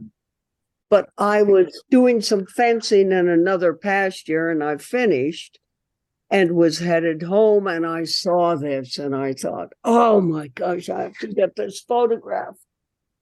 Yeah, I'm with you. I love the purple of the clouds, of the mist. I love that. I just couldn't help it. Yeah. That makes the photograph right there. Yeah, it does. I love it. But there are other photographs I have that people are crazy about, not this one. Yeah. So there's no accounting for taste. Everybody's different. And it's okay. Yeah. You know, Yeah. what That's for rings sure. my chimes doesn't ring somebody else's chimes. So That's the beauty of it. It's so Yep. true. And you just never know what's going to resonate with a person, right? absolutely. This is a wonderful photograph. So you only get these colors in the fall? Oh yeah, you don't get the clouds. Those you'll have a summer storm. You'll get a little purple in the clouds, but this is more a typical fall light in the mountains, in what I call my mountains, the crazy mountains. I love it. I hope I'm long gone before that land ever gets torn up. They're so beautiful. And the horses against it. Yeah, Yeah, it's stunning. You can't ask for a better backdrop than what you No. got there. I don't think so. Okay. I think we can take that down now. Thank you for appreciating it. Although the yeah. way I ranted and raved, of course, you probably didn't dare not appreciate it. Oh. So talking about the fall light, that goes back, and I'm sure you get this question all the time, like, hey, what kind of equipment do you use? People get really hung up on the whole equipment thing. But the bottom line goes back to the old, photography adage that the best camera is the camera that you have with you, right? Isn't that funny? I've never heard that, but I do get that question all the time. What equipment, what camera are you using? And I said, doesn't make any difference. What counts are these, the eyes, and the heart for me. Everybody I know is different, but for me, that's what's important. However, if they pursue it, I say, okay, I use a zoom lens at 35 to a 210. And I said, I use the most expensive, best one I can get. And I carry my camera on a strap around my neck with the lens in the crook of my left arm, the reins in my left hand. My right hand is free. So if I see a picture, I can quickly get my camera up to my eye and make the photograph. And I said, if you really want to know what is the best to have, it's the best glass you can possibly afford. That's it Now, right there. these new cameras, I have a Sony A73, I think, something or other. And it drives me crazy. They're across the top of the monitor in the back are 7 categories, I believe. Then each one has a pull-down screen. Give me a break. How much time do you think I have to choose these things? Whatever happened to just choosing ISO that you need for the lighting, aperture for your depth of field, selective focus, whatever you want there, and shutter speed. Now, what is so complicated? It isn't, but they're making it, they're just having a wonderful time making things complicated. And they shouldn't do that to a viewer. I suppose it may be for people who are fashion photographers or food. Oh, I remember taking a class with a guy at Columbia College in Chicago, which was for film and motion picture and still photography. He had bib overalls on. He never got away from the table soon enough, so he was overweight. And here he was with these ham hands adjusting the little mushrooms on this display of food. I just got the giggles about that because he was a very good food photographer in Chicago. And I learned from not him, but another person how to photograph beverages, which intrigued me no end. But the food, I just couldn't forget him. His big size, his bib railroad overalls, and these ham hands adjusting things. But it was a learning experience. I was intrigued with it. I don't know how I got off on that one, but there's so many things that I have learned over time. And those classes that I took were intriguing.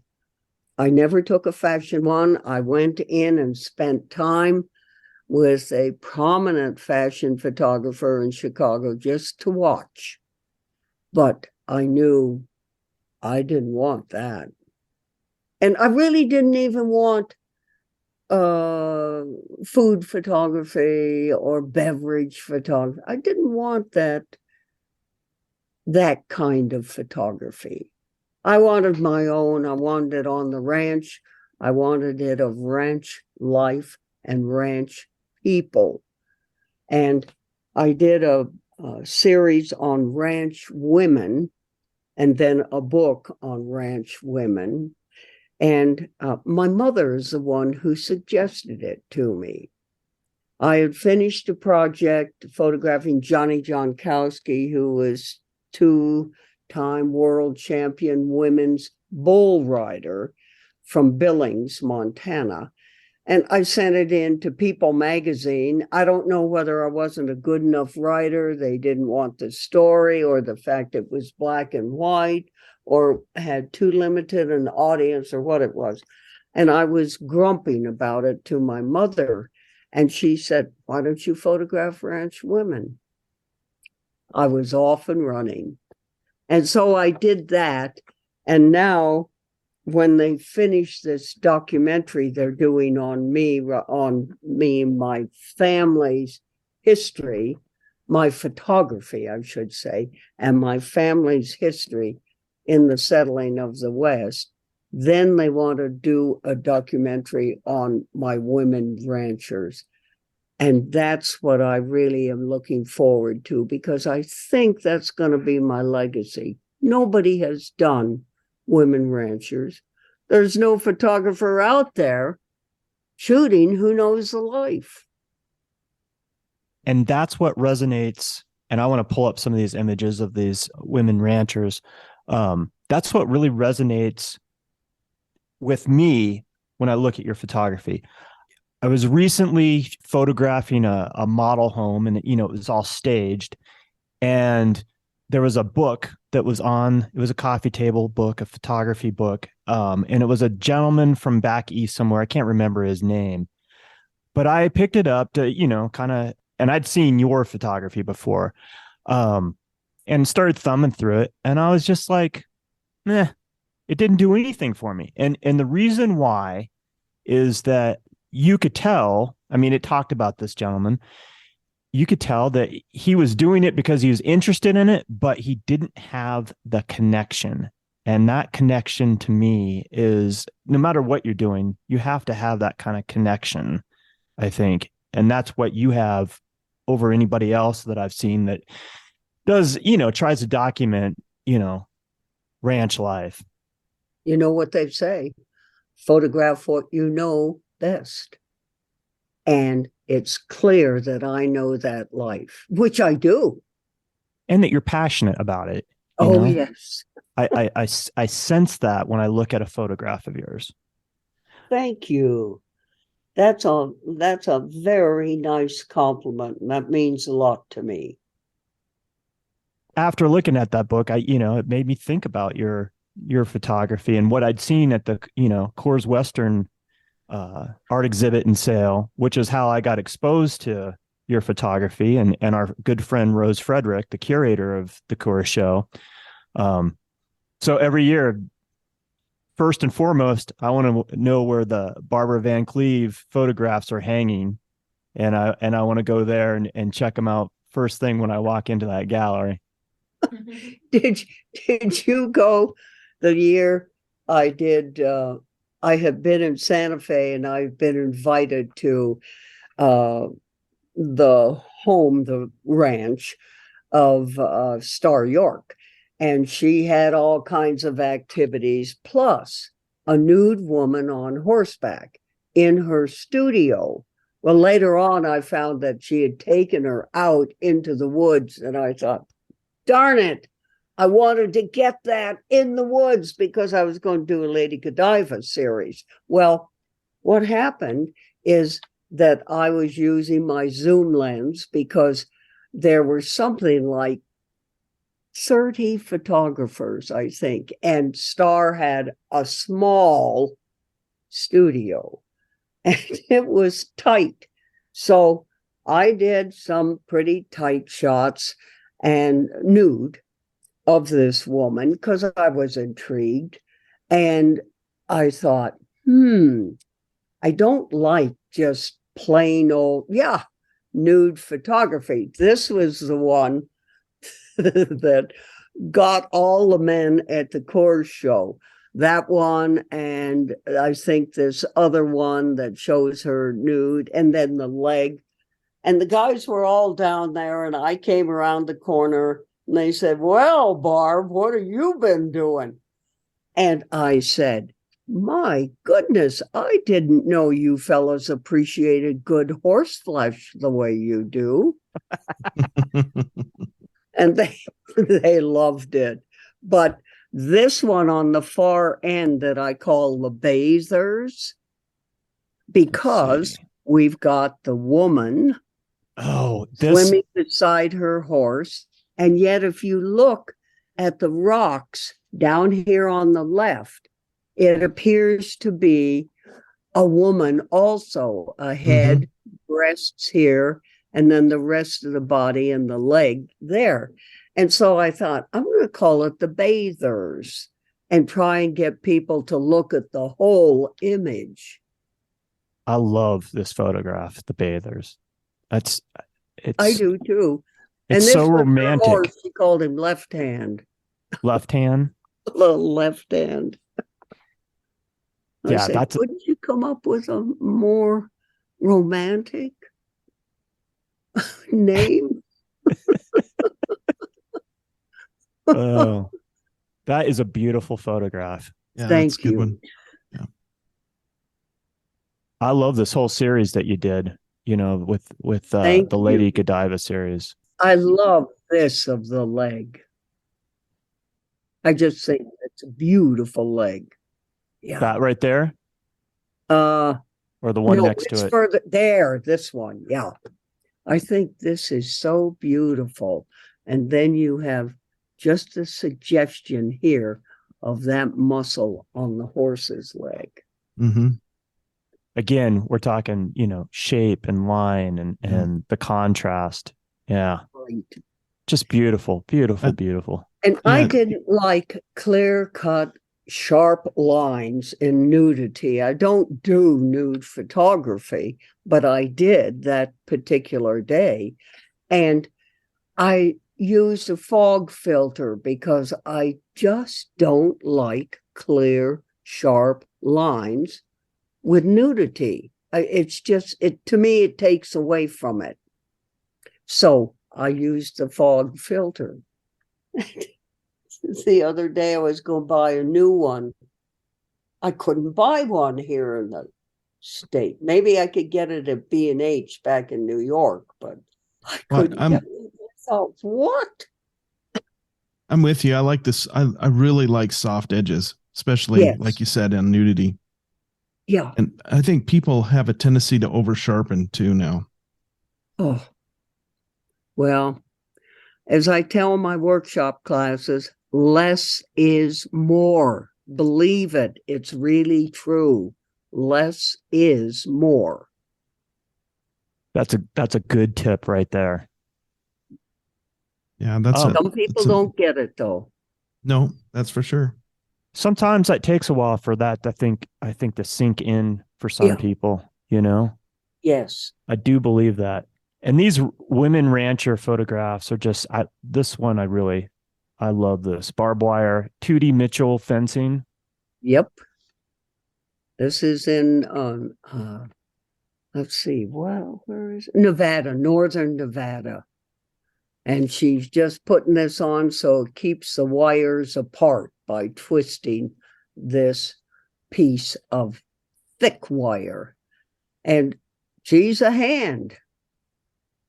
7 children, too. Really? Boy, Man, 7 children. I know. And I guess this is what people probably don't think about too. I mean, women are doing all the work that men do, but they have the additional duties of what's considered, I guess, traditional as far as, raising kids and cooking and cleaning and doing all those other things that I think people don't think about, They don't. That's why I included this picture far left on this that are up now of the mother nursing the child. Oh, that's a great shot as well. And that is so typical in ranch families because there is always a baby somewhere. But I wanted it to be so tasteful, nobody would be offended by it, particularly the mother. And it turned out beautifully, and she was very happy with it. Yeah, I bet. And the third one over from the end, look at the belt buckle. Boss. I like that. Well, the lawyer that works for her ranch and her banker were fighting over who would get it after she died. And I actually don't know who got it. She's in northern Arizona, but she did die not too long ago. Wonderful person. Just marvelous. Eladine Bittner was her name. Great sense of humor. Oh my. And you did have the one up on the far right side called Double Duty. Yeah, you can tell that this woman's been out working, and she's back in the kitchen fixing whatever she's fixing for dinner or lunch or whatever it is. They were shipping that day. This is in central New Mexico, and they were shipping. All the neighbors were there to help gather the cattle, and run them through the chutes and weigh them. And the stock inspector was there, and the trucks and drivers were there to pick up the cattle. They were just doing everything all together. And she was fixing brisket for lunch. That was the meat that they had. And then she had potatoes and a lot of other things to feed everybody because they were working hard. But she was there working on the scales, but she had to run in to check the brisket, and she'd been out helping gather cattle much earlier. So that's why she was dressed like that. And that's the truth about ranch women. Double duty. The ultimate multitaskers. That's right. That's right. You're so true. So and when the third from the left that shows a woman pulling a calf, I love it because she was heavy, and she said to me, "You want to see my horse?" And I said, "Well, sure." And so I went around the corner with her, and here her horse was. It was a little gray Fordson tractor. She put the hired boy on the hood, and then he would rope the calves, and then she would hop off the tractor and ear tag the calves. But she didn't ride because she was too heavy. And this I loved because she was pulling the calf with a rope, not chains. Yeah. And you can see the calf coming out the birth canal. The placenta has pulled off the calf's nose, so it's able to breathe. This is a little heifer, and you can see her eyes, what she's watching. And if I used a zoom lens, because if I had moved at all, that little heifer would have gotten up and squirted the calf out. Or if the calf hadn't come this far, it would have been in further. So the zoom lens is a very handy piece of equipment for me. It enables me to get the kind of shots I want to get without disturbing either the people or the animals. Yeah, you don't want them to focus on you. You want them to focus No. on what they're doing and not be distracted, right? Mhm. And I read too that a lot of these shots, not all of them, but a lot of the shots that you do, and you kind of described it earlier, but you do from, mounted on a horse, on riding a a horse. horse. Well, this wasn't on horseback. You can tell that. Yeah. I'm just short. Me too. And yeah. And I love it when I can work on horseback because I can move around quickly to get into position to compose the image the way I want to. And I've got that elevation, which is marvelous. It gives you a whole different perspective, and you get a sense of actually being there Right. with the people doing the work. Right. Right. And that's what I want. You first started showing in 1985. Is that correct? That was your first show? Well, I showed with group shows, Okay. but 85 was the first solo show. And that was with Elaine Horwich, who was basically not a photographic gallery. She had all kinds of other artwork, but she loved images of cowboys. And I took two great big prints over for her to see. And I had to wait because the minute she would head toward me, the door to her store would open. This is in Santa Fe. And she would veer off to go over to that person who'd come through the door. And I had to learn some real patience there, but I did. And so when she finally was able to come over and take a look at the work, it was just, yep, she would love to have the show. And all but, I think it was one or maybe two of the images sold at her gallery. And she didn't do photography as a rule, but people loved the work, and so did she. That's spectacular because that's kind of unheard of. And No, I photography's was always been, tickled pink. I bet. Photography's always been kind of the redheaded stepchild of the art world, right? Like Yes, yeah. not taken necessarily seriously. So the fact that you have this gallerist that's willing to show photography and it's not something that she normally showed, that's pretty amazing. Well, she was very well known, Elaine was. She was quite a character, too. But Santa Fe had a lot of characters. And I just am very appreciative of the fact she saw the work and it sold there. And then it led me to Andrew Smith, who was a native Santa Fean, as well as a trained lawyer who happened to love photography. And so I approached him with a couple of my great big 38 by 48 prints. And his assistant, a guy, came out and said, "Oh, we already have a cowboy photographer." I knew who it was.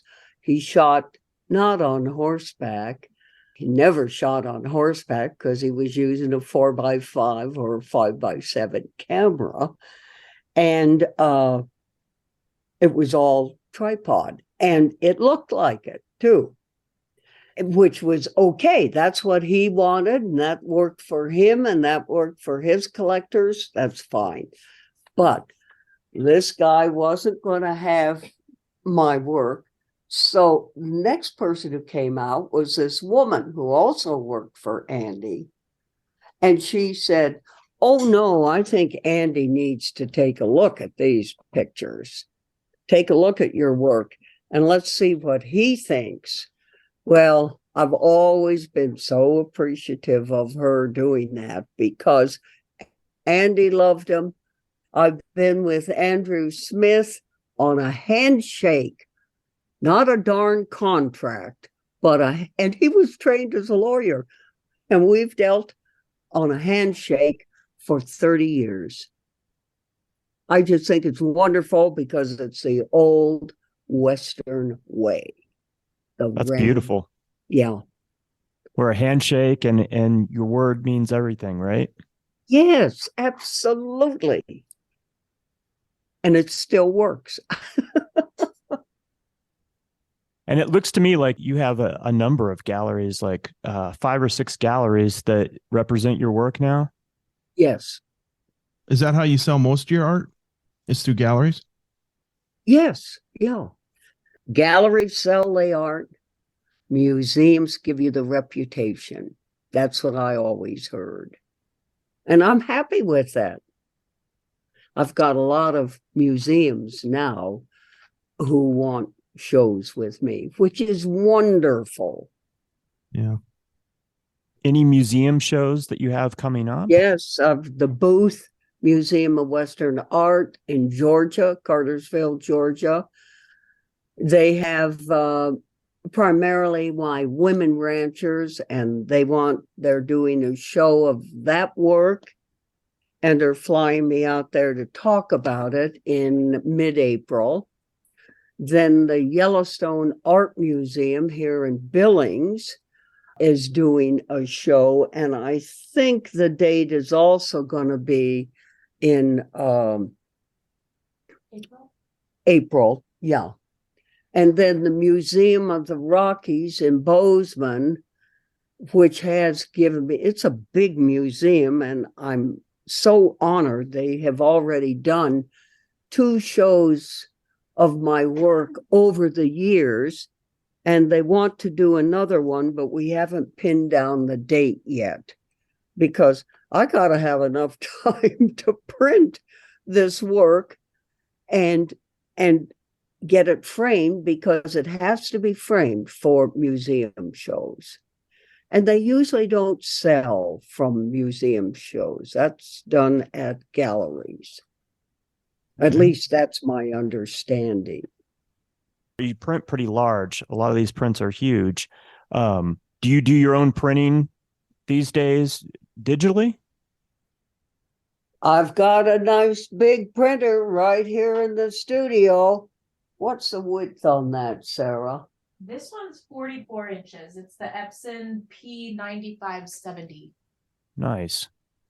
And if I have a gallery in Livingston that is taking only bigger prints than 38 by 48 framed, and so I have those printed by a man in Livingston, because my printer won't go that big. And we're printing as big as 70 inches on the image, on the long side of the image. And then he frames it, everything. I don't frame here in the studio as a rule, only giving it to somebody who will frame things for me for the museum shows. But that gets expensive, so I have to have enough of the work that sells too. And these big prints are expensive, as they should be. As they should be. Yeah. Absolutely. What is the thought behind these huge prints that you do? Why do you work so large? There are a lot of people up there at the Yellowstone Club, and what's the other one? Big Sky, that have big houses, and they want to put something big on their walls. So I would love to accommodate them. And that's why we're trying to do it. And this gallery will invite these people down, and we'll have, you know, a nice reception for them, and they can look at this work. She has a huge space, a lot of work to look at, and hopefully buy. But I do never shoot for something I think will sell. I just can't. I shoot for what moves me. And then I hope other people like it. It's like that Horse Heaven with the buttermilk sky. I just love that. But it hasn't sold that much. So Really? we'll just have to see. I know, but maybe I haven't gotten it out to the right people, you know. And I have people who say, well, we'll help you with your website. Yeah, I bet you will, but you're not getting in there. I'm just suspicious of a lot of that kind of stuff. And I'm just learning too, since I've provided a number of photographs for scenes in a movie or two movies or three. And somebody told me today, well, if you have a contract, they have to pay you the same amount every year that the film runs. And I said, really? I didn't know that. And I'm thinking, oh gosh, what is this about the innocent, the ignorant? I'm learning the hard way. I think everybody does. You know, I think when you're in that realm, unless you have somebody that can tell you those things, you know, you just have to. It's the school of hard knocks sometimes, and well, you never forget it. I know that. That's true. Something to be said for that. That's why you need a lawyer that does Right. contract law, right? Right. The old handshake, some people don't abide by anymore. So you need the No, contract. they don't at all. Yeah. Yeah. So Mm-mm. one question I have that's been on my back of my mind since we've been talking is so obviously you have a large archive of images. So what are you doing to protect your archive and maintain, the integrity of your work after you're gone? Well, the Montana Historical Society is getting my archives, my photographic archives. And I want, since their business is not to sell work, not to sell any of my work as such, I'm establishing a foundation to provide financial assistance to Native American Montana women, Montana rural women from ranches or farms who want to go into still photography or motion picture photography and who need some money. So they can apply for scholarships. And this foundation I want to establish will help fund those expenses for them. It just seems to me that that's a sensible part of what I want to do to help other women. Because I know it's hard for women, or it has been. Absolutely. I That's think a that's great question, Wes. Oh, thanks. I think that's a great project. I To think get so too. to get people that maybe not have the opportunity to do what you've done as a lifelong hobby and career. Oh, it's been a passion for Yeah. all my life. It never, ever went anywhere, but it was a passion. And I just had to set certain things aside until I could get to where I could do something to further that. And if somebody had the passion I did, and still do, why then this could really help them. And that's what I want to do. That's what I think it should be. Yeah. Got to help give voice to those women and Right. the ability for Exactly. them to have voice. And I was a teacher of photography on our Montana organization. Well, not Montana, but it was called the Big Timber Arts Roundup. It was started by a man back from Philadelphia, and he bought a ranch out here.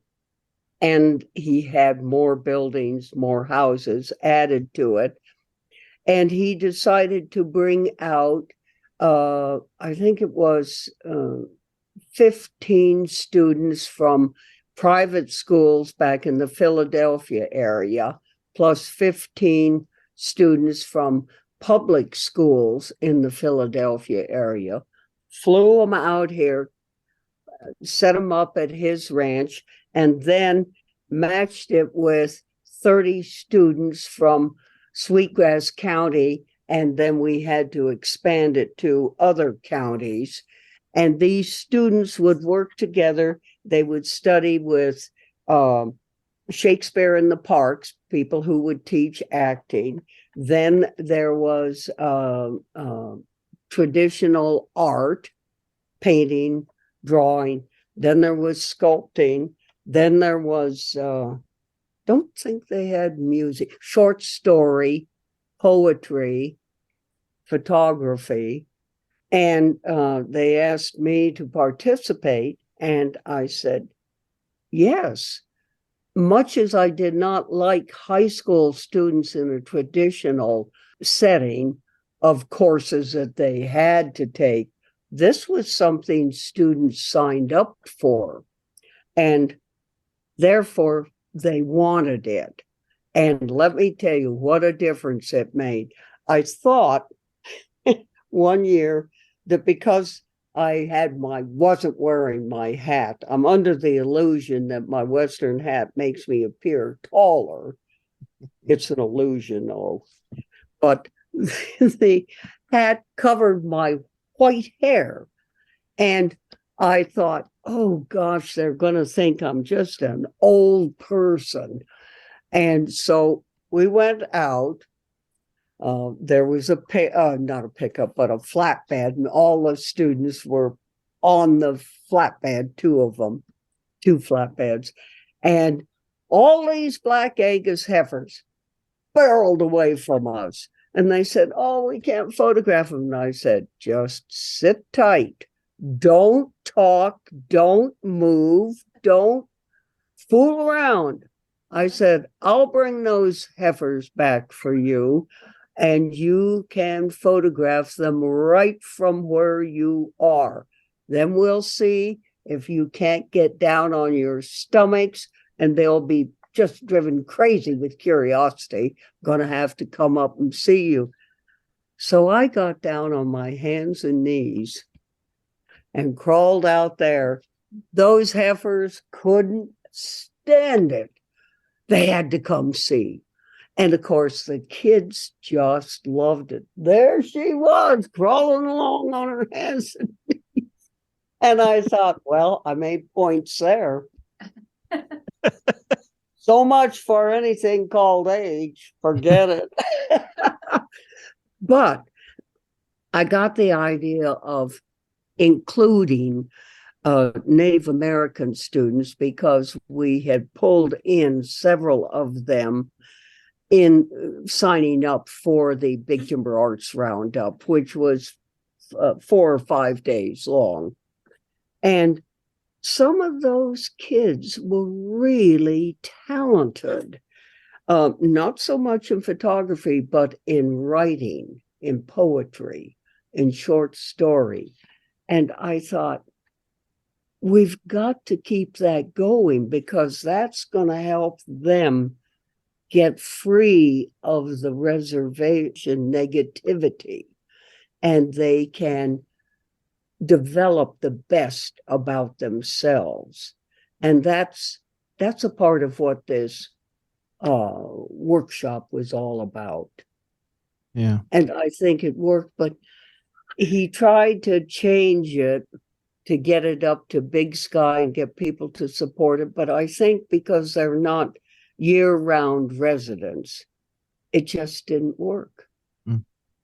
And so now it's a dead issue. But oh, it was a wonderful program. Wonderful program. Man behind it was Bob and his wife, Karen Birch, from Philadelphia. Mm. Wonderful program. Glad I could be a part of it. Do you have workshops that you're teaching this year? I know you've done other workshops. Is that part of I like workshops. I like sharing what I know, what little I know, because I think it's helpful.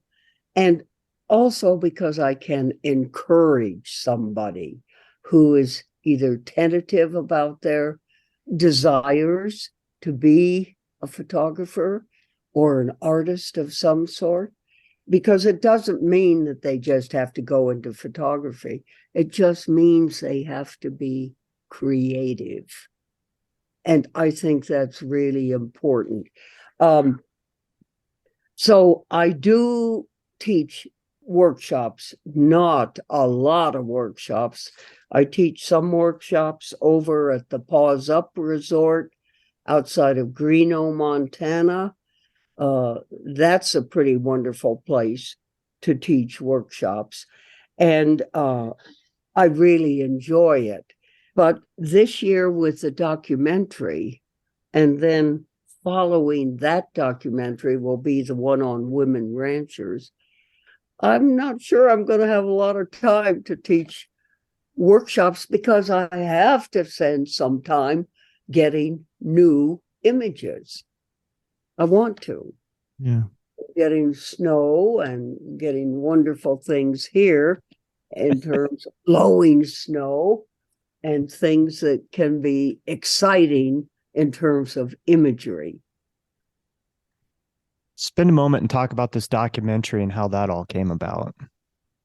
Well, that came about through a friend who met this documentary director and filmmaker and gave her my name and said, I think you need to get a hold of her.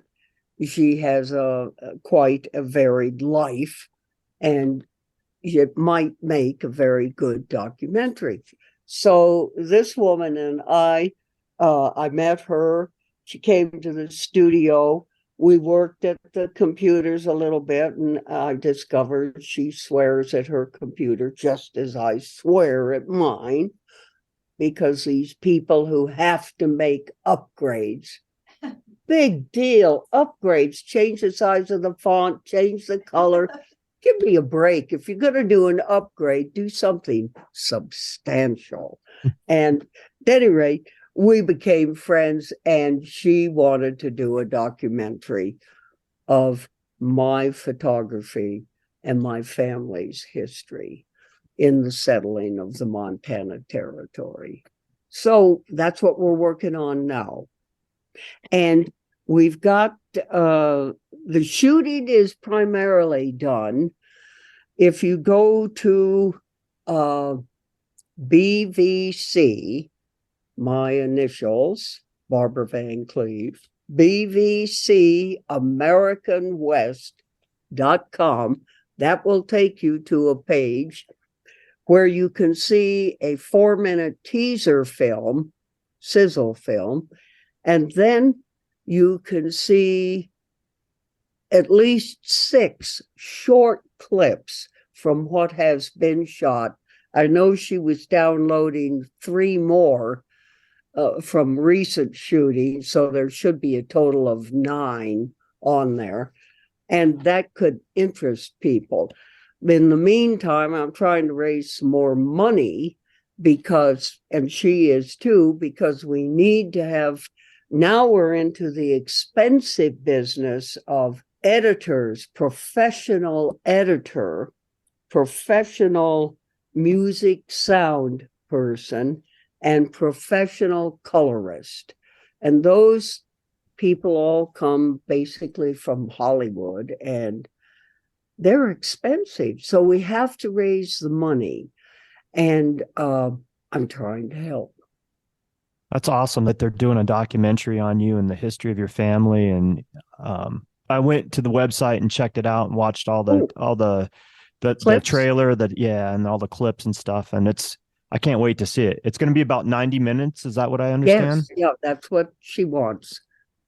And she's already won several awards for work she's done. Yeah. Her name's Cynthia Maddie Huber. Maddie Huber. Huber. Okay.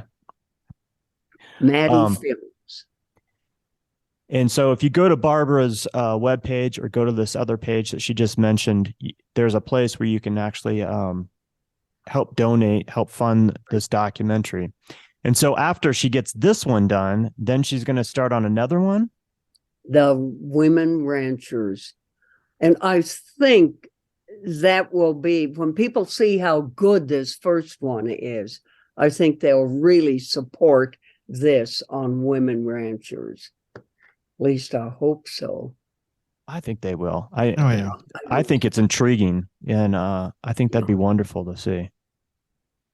You have a number of books that you've produced over the years. Talk a little bit about the different books, and all these can be found on Barbara's website as well under the books tab. The books aren't available anywhere else. The person who was selling the most recent one, called Pure Quill, which deals with basically me and my photography, and got a lot of beautiful photographs. It was printed in Italy, as a matter of fact. It's a hardcover. It's a beautiful book. It was written by the woman, Susan Halston McGarry, who was editor-in-chief of Southwest Art for 18 years. Wonderful writer. And I think she did a beautiful job. That's the most recent one, and has a wonderful shot in the cover called ghost horses because they're kind of coming out of the dust.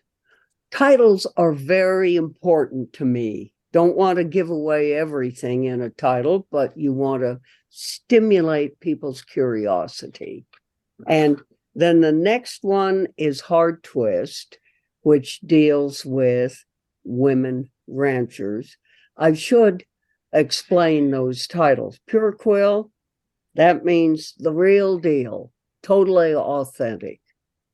I looked it up on Google, and it turns out that if you're a moonshiner, it's the very best batch you get. So I think that's okay. And Hard Twist refers to the lariat, the old-time lariat rope, which was wet and then twisted very tightly and dried, and it kept that twist. And to me, Hard Twist is kind of like a small, resilient person in the case of these women. Very capable. And so often I know when a husband gets crippled or sick or mental breakdown or something, it's the wife who keeps things going, who does the work and makes sure if they're hired men, or as in most family ranches, there aren't hired men, there's family. She's got to keep it going, and she does. So that's why I called it Hard Twist. Small, tightly put together, very capable. That kind of rope was something else. Then a friend of mine, Paul Zarzewski, bareback bronc rider and poet. He was one of Montana's Governor Award winning poets. And he doesn't use that darned iambic pentameter. Ta-dum, ta-dum, ta-dum, ta-dum, ta-dum. He uses free verse, and he paints beautiful pictures, authentic pictures. When I say beautiful, I don't mean color or that kind of thing. I mean totally authentic pictures of ranch life, of horses, of cattle, of people, of all their relationships. So I provided a number of photographs, and he did the poetry. And that book is called Rough Stock Sonnets. Rough stock refers to the bucking horses, bareback bucking horse, and bronc, saddle bronc bucking horse, and the newest thing, which is not totally authentic, bull riding, but it's a rough stock. And then let's see, what's the other one I have? All This Way for the Short Ride. And and then thank you. Paul Zarzewski did the poetry in All This Way for the Short Ride. Then there's this other one called Holding the Reins, a ride through cowgirl life. And this deals with ranch girls in, again, the Rocky Mountain area. And that was written by a man named Mark Talbert from Santa Fe. And of course, I provided the photographs. I guess you can't see this, but maybe you can. Nice. Yeah. Yeah. But I felt so bad because although it was printed by Harper Collins, and they didn't print the black and whites as duotones, just plain old grayscale. What a shame. These are ranch girls through the Rocky Mountain areas, Montana, Colorado, New Mexico, Wyoming. And lest we forget sheep. Lambkins. and her family had an inholding in the Rocky Mountain, Dinosaur National Park, Oh. meaning that they had private land in the area that was eventually made into Dinosaur National Monument. And I was always sorry that they didn't print them in duotones, but lots of other good things have happened to me, so I can't be grumpy about that. And then that's about it in terms of the publications of books. And I see that you offer collector's editions of some of these books. Oh, yeah. Some of the books are leather bound, have a slip sheet, and then there is a sheet that goes with it that says what number the book is when people buy that. I try to make it nice for collectors. Yeah. You know, They look like beautiful books. So what else are you looking forward to in this new year of 2023? Besides your museum shows and the documentary, anything else that you have going on that you want to talk about? well, I had been doing a lot of shots by the light of the moon, only the light of the moon. And I was very intrigued with that. And I'm thinking, well, maybe I'll move on here a little bit to something else showing more activity in bad weather on ranches. But we don't have, I don't know anybody, even in my own family, that feeds with a team of horses pulling a wagon with hay on it. Everything's done with mechanical devices, which, they got a pickup that pulls it or a tractor that pulls it. And of course, they can be inside, and it's a little nicer in bad weather, cold weather. But I'm old-fashioned. That other was so wonderful. I kind of hate the change. It reminds me, years ago, I gave my mother a card that said, change. You opened it up, and on the inside it says, don't you just hate it? Well, she kept that card. She must have kept it for 20 years. And then she died she died in 2000. And she left me a card with my name on it. So I opened it up. Change. And then I opened it and it said, don't you just hate it? And then she wrote down below, Dear Bibbs, her pet name for me. And she said, now you know what I'm talking about. Wow. That's awesome. And I thought, okie doke, Mom. You got it, Mom. Oh. I think I don't like it because it doesn't have the contact with the animals that I grew up with and that I so loved. The teams of horses. Horses were wonderful animals. And I even see my nephew and my grandnephew out there on those blankety blank ATVs, moving horses and moving cattle. And I said to the boys, boy, your grandfather and great-grandfather must be turning over in their grave. Well, it saves us time. And I said, what are you doing with all this extra time? No comment. I said, well, you guys are missing out on the best things. So, Well, the lack of what connection. Yeah, it's the lack of connection with nature and with the animal and the whole nine yards. But I'll tell you that the middle nephew is one incredible rancher. He and his wife and 3 children, and the grandnephew is his son. And they're both incredible horsemen. Even that grandnephew, he's something else as a horseman.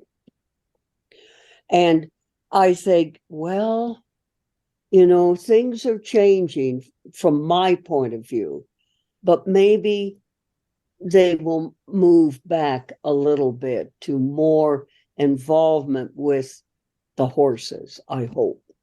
And the other thing is, doesn't make much difference whether it happens or not. Just makes a difference to me. And I'm just one person. So, and they have to do it their way. You can't tell them how to ranch. They have to do it their way.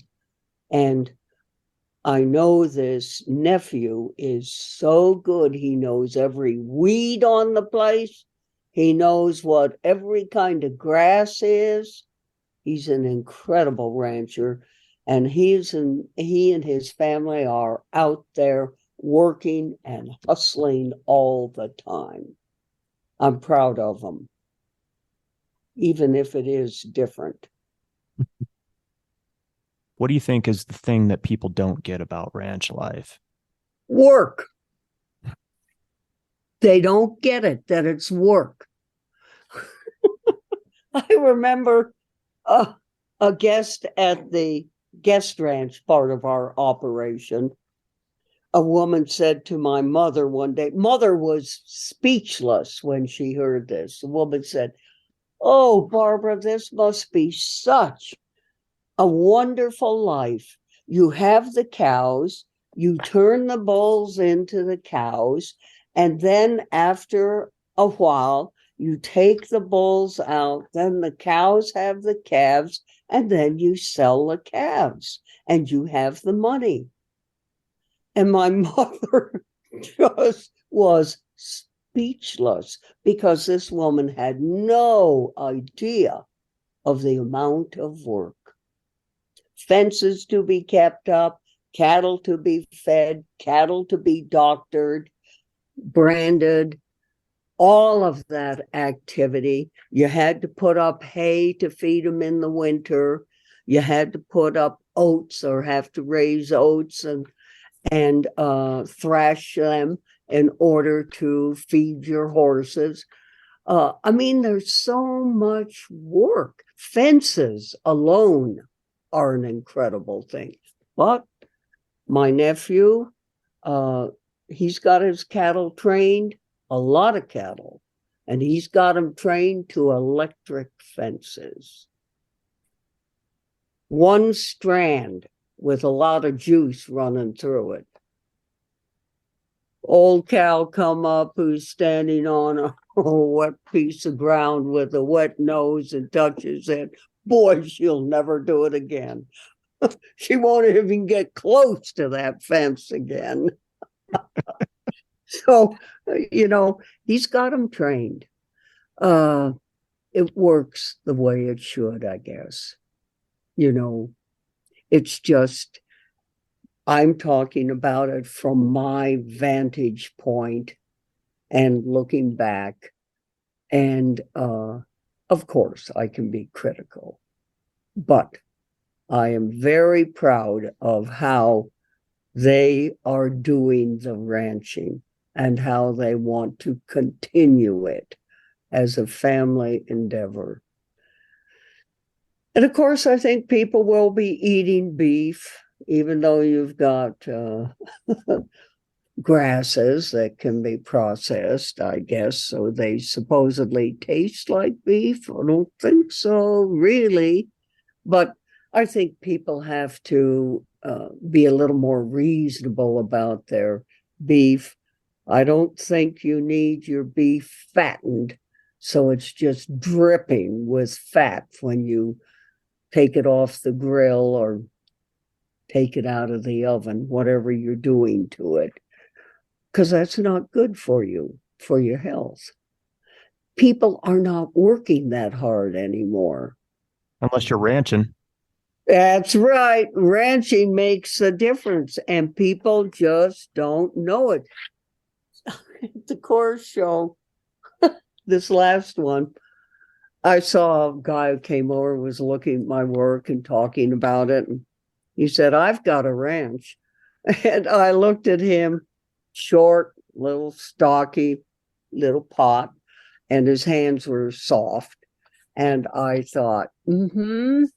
And I said, oh, really? Where? And he said, well, in Wyoming.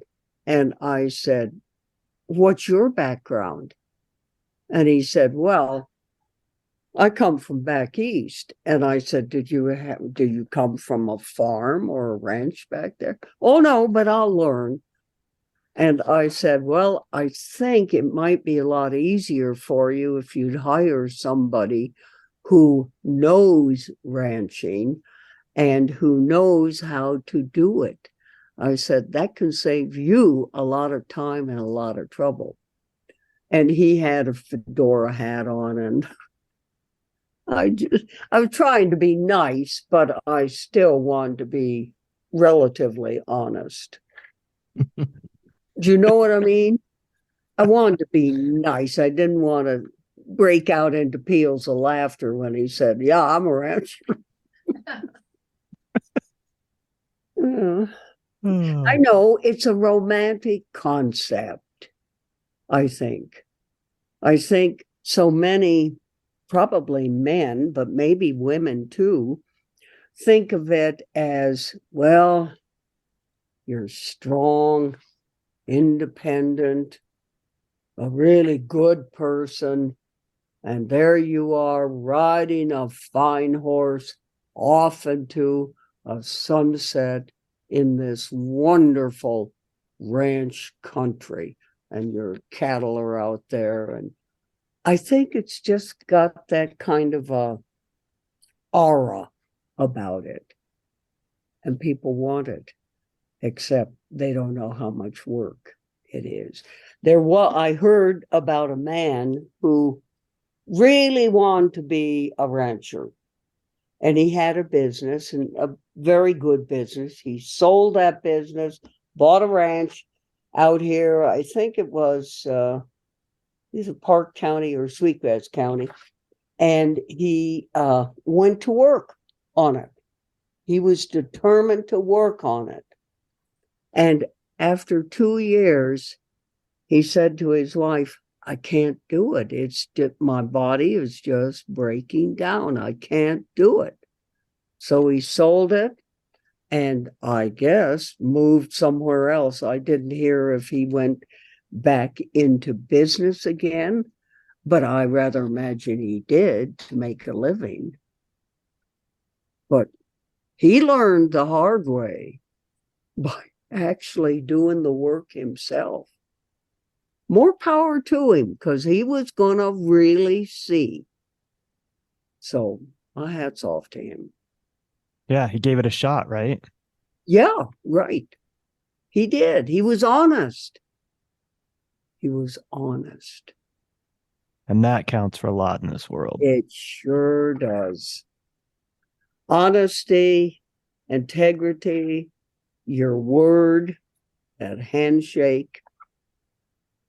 Important things that are dying out, except in little rural communities where we still hang on to those things. And woe to the person who doesn't follow that code of ethics. Oh, Barbara, thank you so much for spending time with us today. Is there anything else that you wanted to talk about or mention before we sign off today? I think we've kind of covered just about everything. I think you've been wonderful to visit with. I've really enjoyed it, and I hope it's been important to you, that it's covered my love of ranching, having been raised on a ranch, and my deep concern for the integrity of the artistic efforts of my photography. I think you covered all that, and I really appreciate that. Thank you so much. We appreciate Thank you and for your time. oh, thank you. We appreciate your work. We appreciate your passion for what you do and the lifestyle that you've lived. Great stories, important to be heard. I love hearing these stories. You know, it brings me back to, you know, my childhood and my family history. So thank you for sharing so much of your life with us. I appreciate it. Thank you very much. We say this all the time, that time is the most precious thing that we have. And so I really appreciate you carving out a few hours of your day, taken away from your work and whatever else you had going on today. Are you going to go out in the snow and photograph this afternoon? No, I have some things I have to do for the documentary. And I've got to get those done soon as I get those done. But I don't think we're going to lose the snow. We're supposed to get more tomorrow. There you go. Or no, tonight. Yes. And then we'll see. We're supposed to get wind tomorrow. And if I get into the good places where the wind blows, where I've got some livestock, horses, as well as cattle, I ought to get some nice shots. Well, good luck to you. I know you'll get it. Thanks. Thank you. Thank you again so much. I really have enjoyed this greatly. And I'm glad you enjoyed hearing some of those stories. Remember to check out Barbara's work at our website, barbaravancleve.com. There you can also find information and donate to the documentary that's being made about Barbara's life, Barbara Van Cleve's American West. You can also find out more information about the documentary at the website, bvcamericanwest.com. And as usual, I will have all this info and more in this week's episode notes. For the Tenant Podcast, I'm Todd Pearson. I'm Wes Brown. Have a great week.